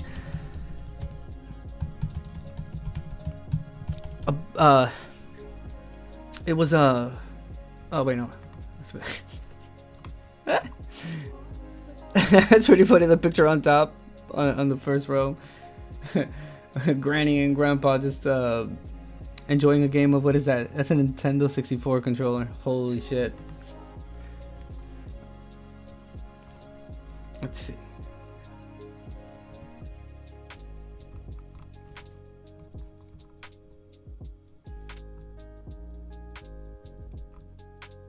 Dang, I want to see if this one, but I know that it's gonna probably have something copyright. So let's check this one out. So how video games for seniors can help their cognitive health. Because it's not only, again, actually, let me see. Is that the next one? Oh, nice. Cognitive activity is the next one. So before we watch this video in regards to how it helps seniors and the elderly, listen to this. So in regards to cognitive activity, positive effects of video games on the cognitive aspect of people were first observed in 1987, where people playing commercial games such as Pac-Man and Donkey Kong have conceived positive increases to their cognitive skills. Since then, numerous studies have looked into the relations between video games and cognitive activity within people. Each study has revealed consistent findings of young people who play video games have higher IQs and perform strongly on a variety of cognitive tests of perceptual and mental ability than non-gamers. In addition, those who play video games that require fast reaction times, such as Call of Duty, have shown to improve overall dexterity and response.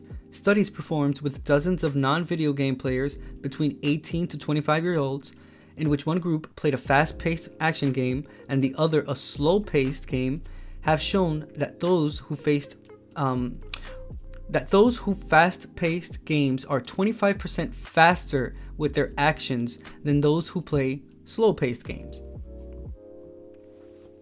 And again, that's between the ages of 18 and 25. But we're going to watch a video now. It's a short little clip, it's only like 2 minutes long, explaining how that same effect is found in elderly and older people that play video games, which is interesting. So I mean, it basically the whole thing is that video games have extremely great positive benefits for people that play, humans in general. I mean, and you can it can be games, ranging from like video games like we know it on consoles to like mobile games and like Candy Crush and shit like that, or a lot of people like to play Wordly, or basically whatever just keeps the mind working, because a lot of people are under the impression that when you play games like you numb yourself, but it's all the contrary. You have to use you have to think a lot. You have to and obviously depending on what you're playing as well. If you're playing like a well, no, not even if you were to play Fortnite, you still have to think and process your location, where you're at, the things that you're getting, if the guns or whatever the case may be is whatever color it is, and so everything you would have to use your some type of cognitive activity. So again, it's a win-win situation. Let's see how it helps with the elderly.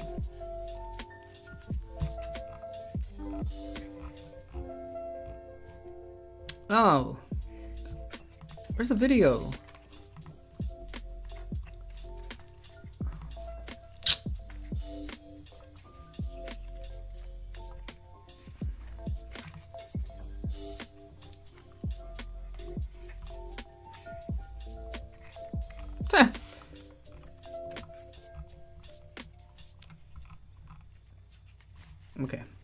they do have a small video.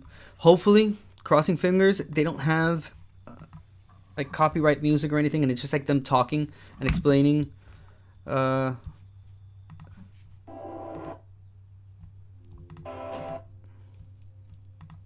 Exploring how the brain works. The hope that Nope.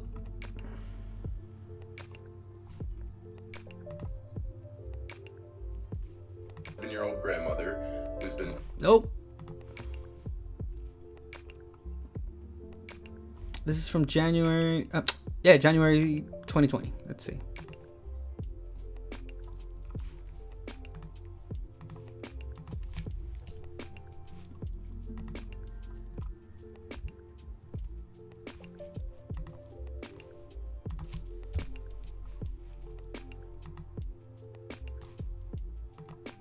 Nope, nothing's playing.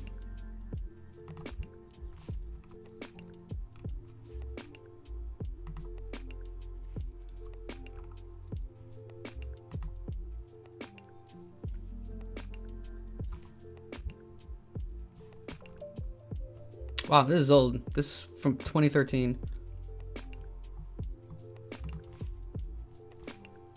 You lied to me.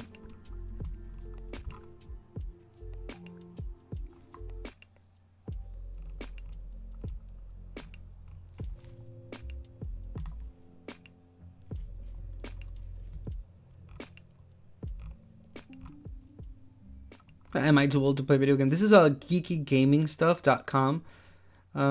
Never. There is no age limit to video games, and if someone tells you that, they're wrong. Video games are no longer just for kids, and many adults enjoy spending their free time on their favorite console or PC. According to the Entertainment Software Association, the average age of an American gamer is 31 years. According to their survey from 2021, 28% of gamers are aged 45 plus. So don't let anyone talk you down from enjoying video games.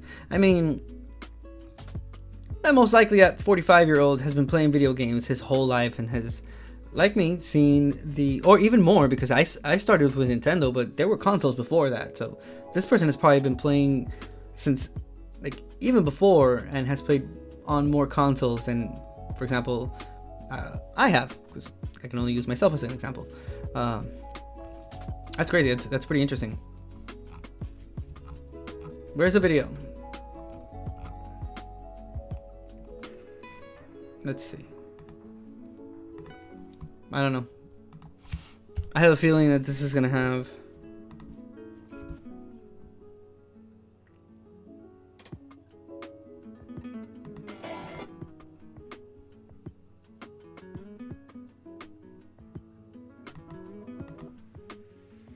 We had 30 senior citizens play for 30 minutes inside the open world of Grand Theft Auto 5 with no information other than basic controls. This was the result.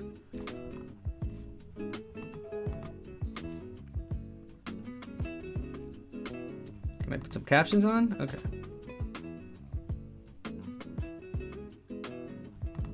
I'll make it a little bigger.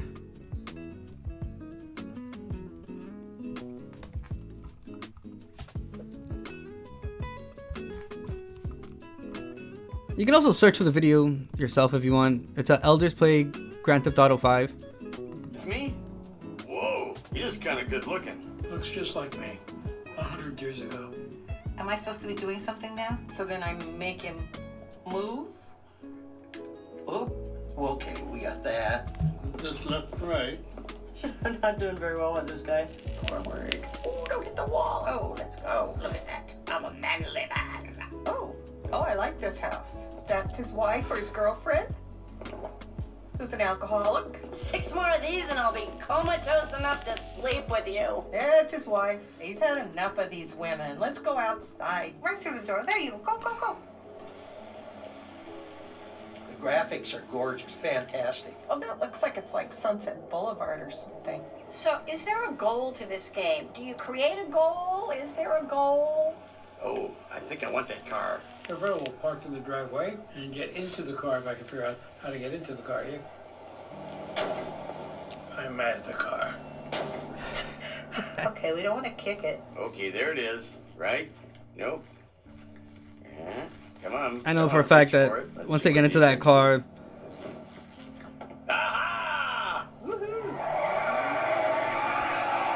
Something's. I laid a patch. Oh, there you go. Am I ever gonna get out of the driveway? It's like too much happening at one time here for me. Let's destroy him. That's it. Let's go right over. Go. Oh, look at that. Yeah, how far? Hey, there it is. Hey! I'm gonna be using your car. Yeah, I am! Who the man? Let's break 8 feet out of And down at the pier. I think I want to go on the roller coaster. Wow! Oh, look at that! That is so cool! The thing vibrates!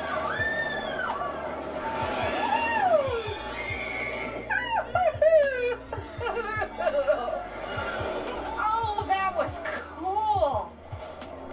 Press to play tennis. Oh my god. Come on. There's something about people playing video games for the first time that this kind of gets to me. That's what's up, dude. Like, man. Or, yeah, like, look how enthralled they are in the game that they're playing, Grand Theft Auto 5, but, I mean, just think about it. They probably never really thought about playing a game ever, and they just found themselves in this situation. And I wouldn't be surprised if they would finish this video, like they would have stood up and some of them would have gone to like their local like Target or some shit like that, and they probably picked up a console for themselves, because again, it's quite interesting, and it keeps the noggin moving, and that's what's up. I mean, just look at her. Look how happy she looks. Oh, jeez. That's expressive language. Hard. Right to her. My mom would have said something like that. You can play. No, don't get up. No, you're out of Angel, shape. I don't like that. They're gonna cancel my insurance, for God's sake. Oh, no, pistol. I mean... Uh-oh. Oh, look at that. Did I just find a bunch of guns? Oh, baby! Hey, AR-15. I'm looking for trouble. Sorry about that. Oopsie. No, I'm beginning to have fun. I got a gun. Where's the person? What?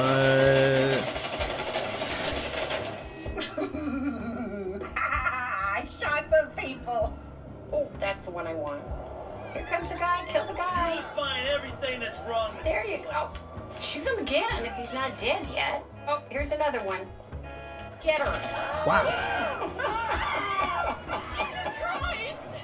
Okay, now just remember this is make believe. You know what? I don't like this. All these games are based on the dark side of life. Oh! What did you do? Detector. Why? I don't know. I didn't mean to. I wanted to shoot her. I got a knife. Wow. Knife. You're closer to the victim. It's more personal. You're so dirty. Uh-oh. You're a naughty boy. Go see. I hit him. Shit. Maybe this was the... Maybe this wasn't the best video for me to show the relation between video games and the improvement in like cognitive activities in the elderly. I mean, I guess in a certain way, yeah, but wow. I kind of feel like they were they went deep into their imagination, and yeah, can't do this in real life. Yeesh. Listen, some of them sent, yeah, some of them sent some weird shit there.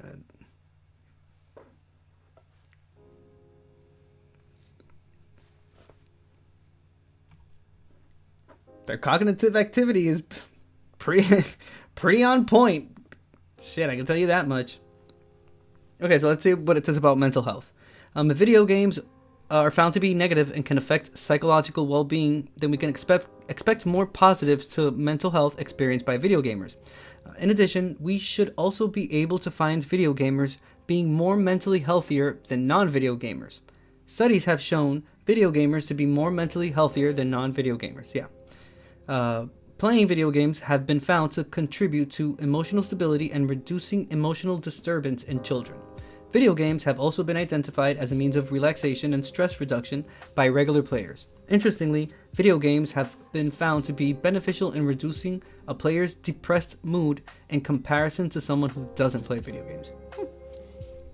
Interesting, good to know. Moral of the story: don't let your grandparents play Grand Theft Auto 5.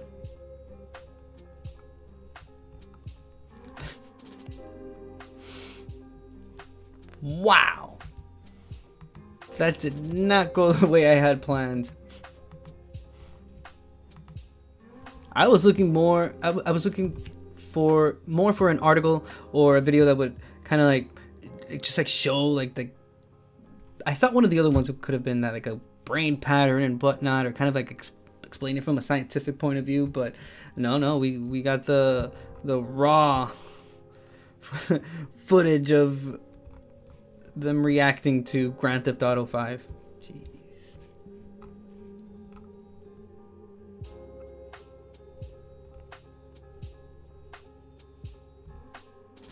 Eesh. I actually saw this. My wife actually told me about this. So I'm reading off of allthat'sinteresting.com. I'll read a few articles here, and then we'll just end the stream with All That's Interesting. Had a blast today. Can't wait for tomorrow's stream. Join the Discord, King Angel's Entertainment Lounge. Also, I appreciate you being here. I appreciate you spending time with me. As always, it's been extremely interesting. I absolutely love being here and spending time with you guys. And you guys spending time with me means the world to me, so thank you. This one is: a newlywed man in India just died after his wife's ex-lover gifted them a stereo filled with explosives. This was written by Amber Breeze, edited by Kara Johnson, published April 6, 2023. So investigators say that the newlywed bride's ex-lover planted a bomb inside a wedding gift after becoming enraged that she agreed to marry another man. Indian newlywed Hemendra Mirawi and his brother Rajkumar died after plugging in a home theater stereo system that was gifted to the couple by Mirawi's new wife's ex-lover. According to police, Mirawi's wife was romantically involved with Sarju Markam, a 33-year-old auto mechanic, prior to the couple's marriage. Markam became enraged after Mirawi came into the picture and allegedly devised a plan to get revenge after Mirawi and his wife announced their intentions to wed. Mirawi and his wife's families arranged the marriage, and Markam tried to convince his ex-lover not to go through with the wedding. According to the Indian Express, a day before the wedding, Markam called his ex-lover and stated, "You are getting married, but you will never be happy." He then threatened Mirawi. They had an altercation. Hemendra also had a talk with his fiancée and the issue was settled, explained Police Superintendent Lal Umid Singh. It was after these inflammatory calls that Markam made plans to create a bomb. He reportedly had prior knowledge of explosives from his previous job at a stone crushing plant. He hid the bomb inside a home stereo system and wrapped it up as a wedding gift for the new couple. Police say Markam had a friend give him a ride to the venue, where he sneaked inside and hid the box beneath the piles of other gifts. A few days after the wedding, Mirawi and his brother plugged the stereo in and turned it on. Triggering the explosion. The impact of the blast was strong enough to blow the roof off the house and collapse the walls. Unfortunately, Mirawi was killed immediately, and his brother later died at the hospital. The blast also injured 4 others, including a child. Mirawi's wife was at her parents' home at the time. Investigators responding to the incident were quick to question Mirawi's family and wife, and all signs pointed to Markam. Or Markam. Yeesh. That's crazy. According to Mirawi's wife, she had a turbulent relationship with Markam and before they even broke up. Markam was reportedly a married man with 2 children, and when Mirawi's wife found out, she wanted to end things. Markham initially lied to Mirawi's wife that he was not married. After she realized the truth, she refused to marry him, but he kept threatening her to marry him, the police stated, as reported by The Independent. With the prime suspect in mind, investigators dug deeper into Markham's past. They found out that he had previously worked at the stone crushing plant and knew how to make bombs. Local shops in the area also reported to police that Markham had recently purchased firecrackers, from which investigators believe he pulled gunpowder. With all the evidence stacked against Markham, police arrested him at work. Markham later confessed his guilt to officers. Singh stated the accused told the police that he had planted the explosive in the home theater and gifted it to the married couple in a bid to kill them. He used ammunition, nitrate, petrol, and gunpowder retrieved from firecrackers. The blast got triggered when the system was switched on. He was booked for charges of murder, attempted murder, and other crimes under India's Explosives Substance Act. Holy shit. That is insane.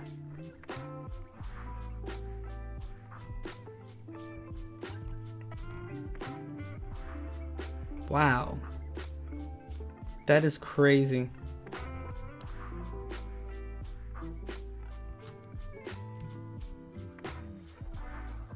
Shit. Could you imagine? And all because the person was an enraged, jealous piece of shit. It's crazy. A child was hurt too.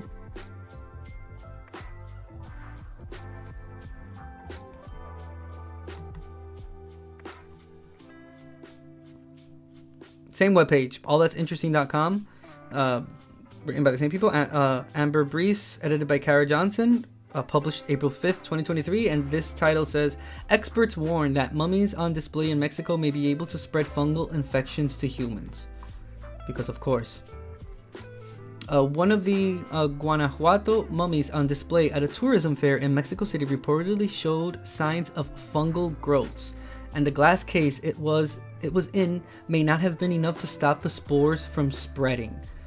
Bro, I'm telling you, dude, it's The Last of Us coming to life. This is one of the mummies on display at the Museo de las Momias in Guanajuato, Mexico. So this says Mexico's National Institute of Anthropology and History has warned that a traveling display of 19th century mummies may have the potential to spread a dangerous fungal infection to visitors who view them. The mummies, which are typically on display at the Museo de las Momias, Museum of the Mummies, in Guanajuato, date back to the 1800s. Then, they were buried in crypts surrounded by dry, mineral-rich soil, and the bodies unintentionally became mummified. Decades later, a newly introduced burial tax meant that some of the families of the deceased could no longer afford to keep the bodies interred.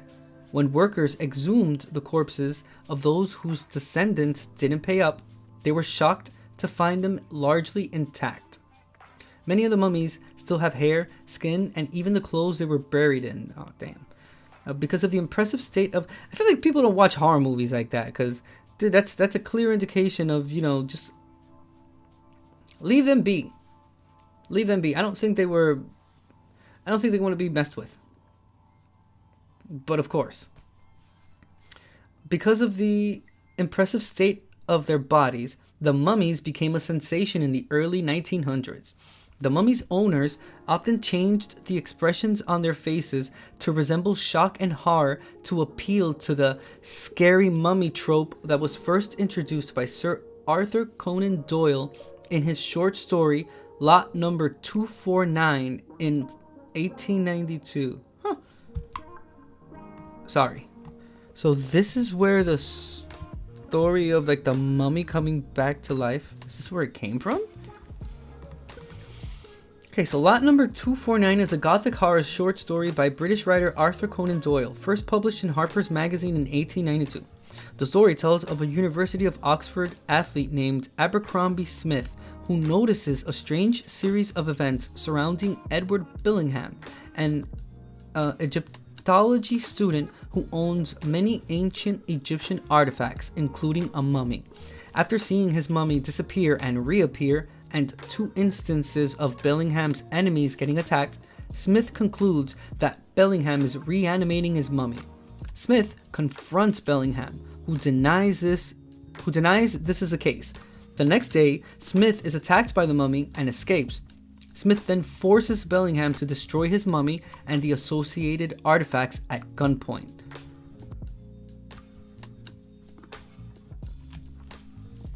Okay, so written during a period of great European interest in Egyptian culture known as Egyptomania, Lot number 249 was inspired by Doyle's interests in the supernatural, crime, and Egyptology.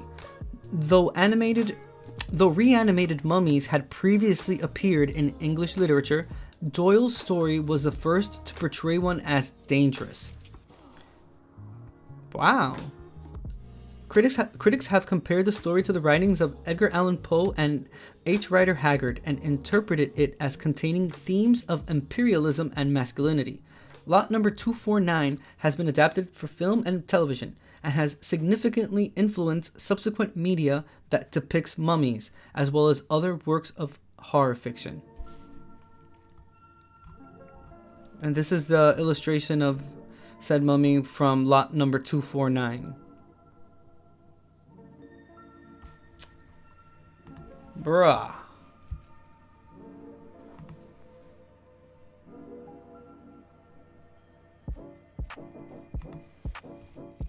That's crazy. No. This is the first time I've ever heard something like that. I've never heard this before.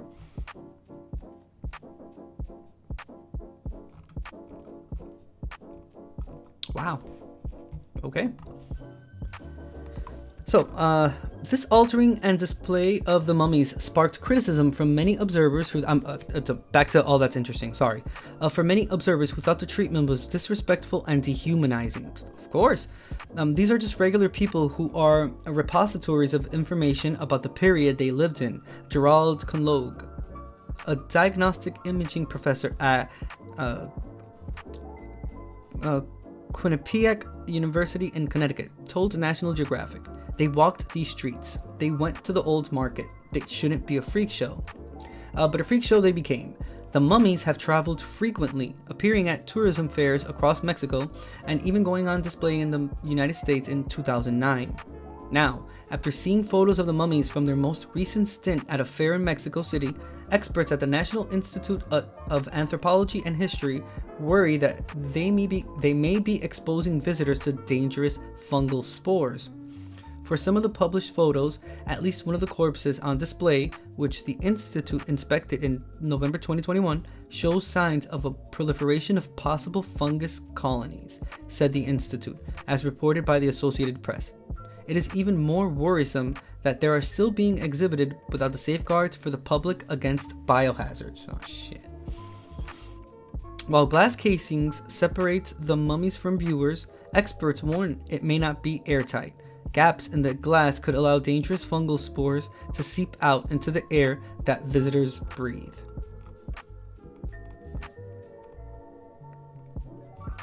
Shit, so listen to this. In regard to this picture, the mummies are so well preserved that some are still wearing the clothes they were buried in. So although experts did not state what kind of fungal growths the mummy had, they warned that they could pose serious health risks. The mummies should all be carefully studied to see if these are signs of a risk for the cultural legacy, as well as for those who handle them and come to see them, the Institute added. This incident with the Guanajuato mummies isn't the first time preserved corpses have posed a health risk to humans who came into contact with them. Many believe the excavation of Egyptian pharaoh Tutankhamun's tomb may have unleashed deadly spores. More than 20 people who were involved in the discovery of his burial place died shortly after, sparking rumors of a curse.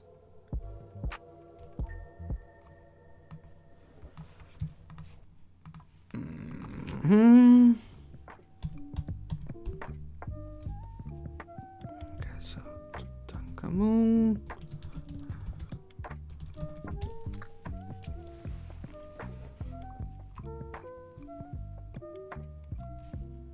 Oh shit, they have...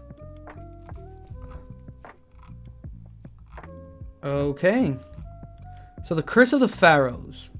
The Curse of the Pharaohs, or the Mummy's Curse, is a curse alleged to be cast upon anyone who disturbs the mummy of an ancient Egyptian, especially a pharaoh.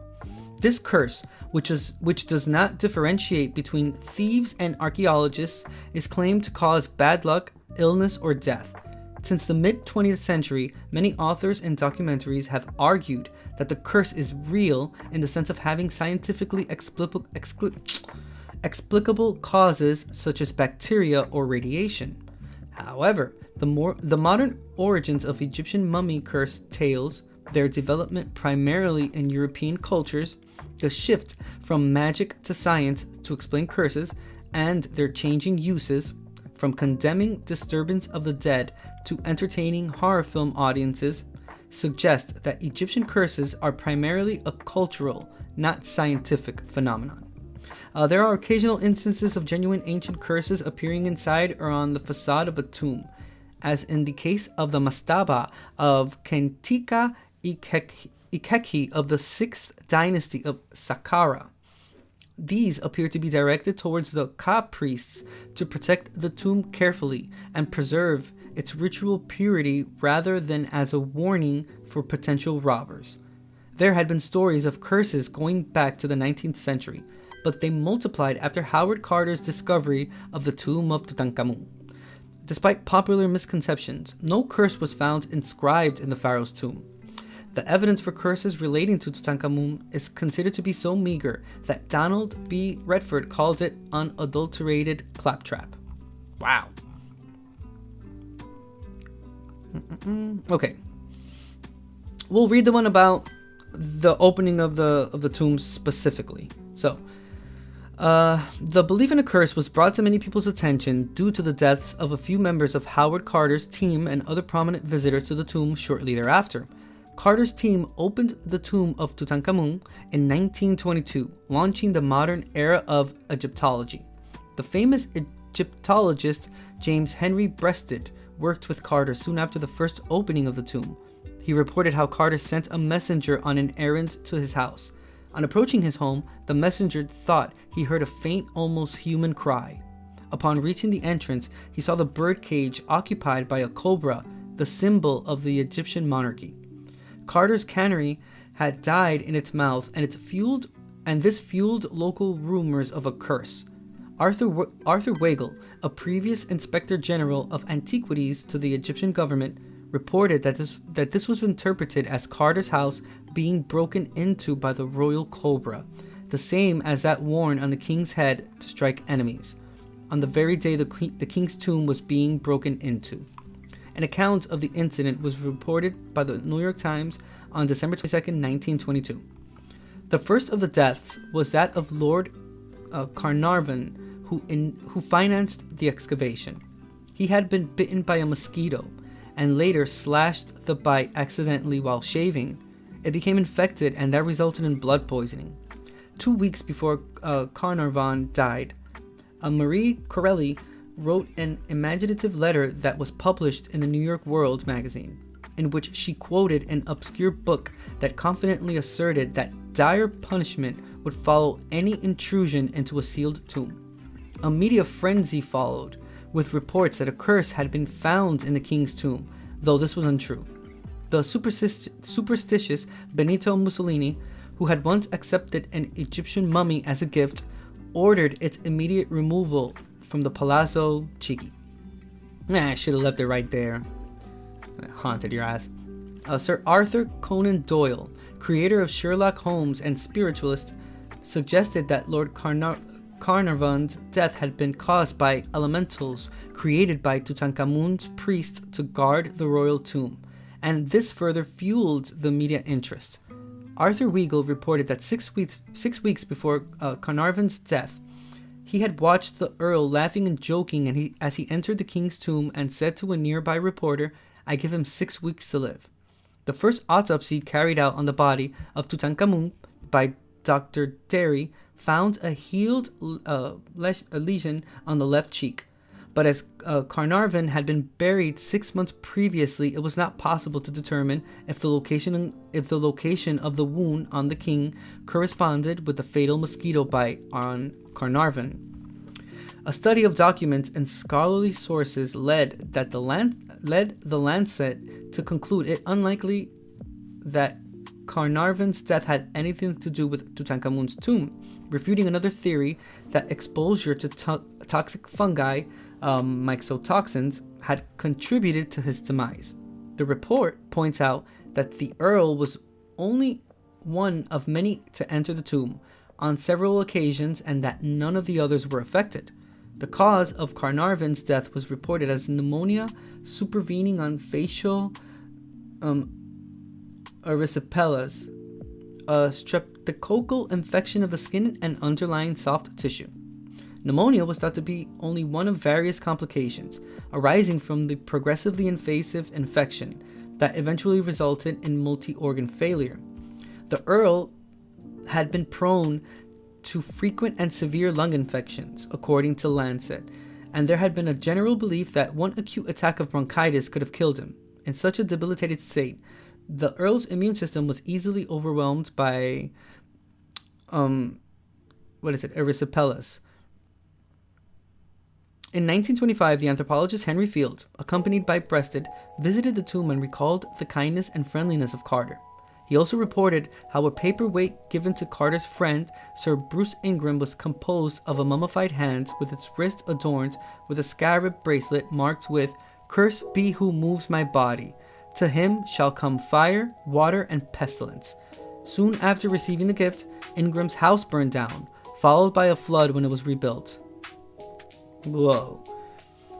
Howard Carter was entirely skeptical of such curses, dismissing them as a Tommy rot and commenting that the sentiment of the Egyptologist is not one of fear but of respect and awe, entirely opposed to foolish superstitions.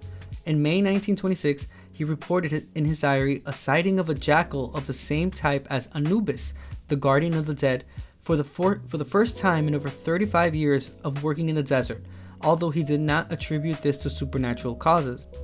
Skeptics have pointed out that many others who visited the tomb or helped to discover it lived long and healthy lives. A study showed that of the 58 people who were present when the tomb and sarcophagus were opened, only 8 died within a dozen years. All the others were still alive, including Howard Carter, who died of lymphoma in 1939 at the age of 64. The last survivors included Lady Evelyn Herbert, Lord Carnarvon's daughter, who was among the first people to enter the tomb after its discovery in November 1922, who lived for a further 57 years and died in 1980, and American archaeologist J.O. Kinnaman, who died in 1961, 39 years after the event. Let's see. So the deaths that are popularly attributed to Tutankhamun's curse, just finish with this part, when the tomb was opened November 29, 1922, was George Herbert, 5th Earl of Carnarvon, financial backer of the excavation, who was present at the tomb's opening. Died on April 5th, 1923, after a mosquito bite became infected. He died 4 months and 7 days after the opening of the tomb. George J. Gould I, a visitor to the tomb, died in the French Riviera on May 16, 1923, after he developed a fever following his visit. A.C. Mace, a member of Carter's excavation team, died in April 1928, having suffered from pleurisy and pneumonia in his final years. Captain the Honorable Richard Bethel, Carter's secretary, died on November 15, 1929. Died in bed in a Mayfair club, the victim of a suspected smothering. And last one is Howard Carter opened the tomb on February 16, 1923, and died well over 16 years later on March 2, 1939. However, some have still attributed his death to the curse. I feel like people are reaching there. Interesting. Just the fact that there's a whole theory about there being a curse and whatnot. That's crazy.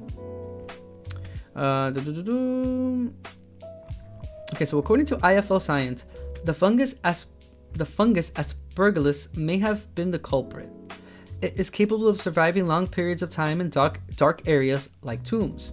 In 1970, a similar event occurred when 12 scientists opened the tomb of King Casimir IV of Poland. Within weeks, 10 of them had died. Researchers still aren't sure which fungus was the likely assailant, as they collected several cultures from the tomb. Evidently, business with the dead is wrought with many dangers. For those interested in viewing the remains of those who lived long before us, remember to approach them with caution. You never know what kind of curse could be lurking in the air. Wow. Went all ominous there, huh? It's crazy. Dude, this was wonderful. We learned, we went down the rabbit hole of video games. We saw how our government responded to Mortal Kombat and the power that gaming was having over kids back in the early 90s. It's still something pretty prevalent to this day right now. Just learned about the opening of Tutankhamun's tomb and how it was associated with the curse. Man, we did a little bit of everything today. I had a bunch of other web pages open there as well, but the fact that we went through statistics and whatnot, and we saw graphs in regards to consoles and games games that were the best sellers. That was so interesting. Bro, this whole episode was pretty awesome. I want to remind you about Thursday and Friday. I'm going to be trying out something new. I have a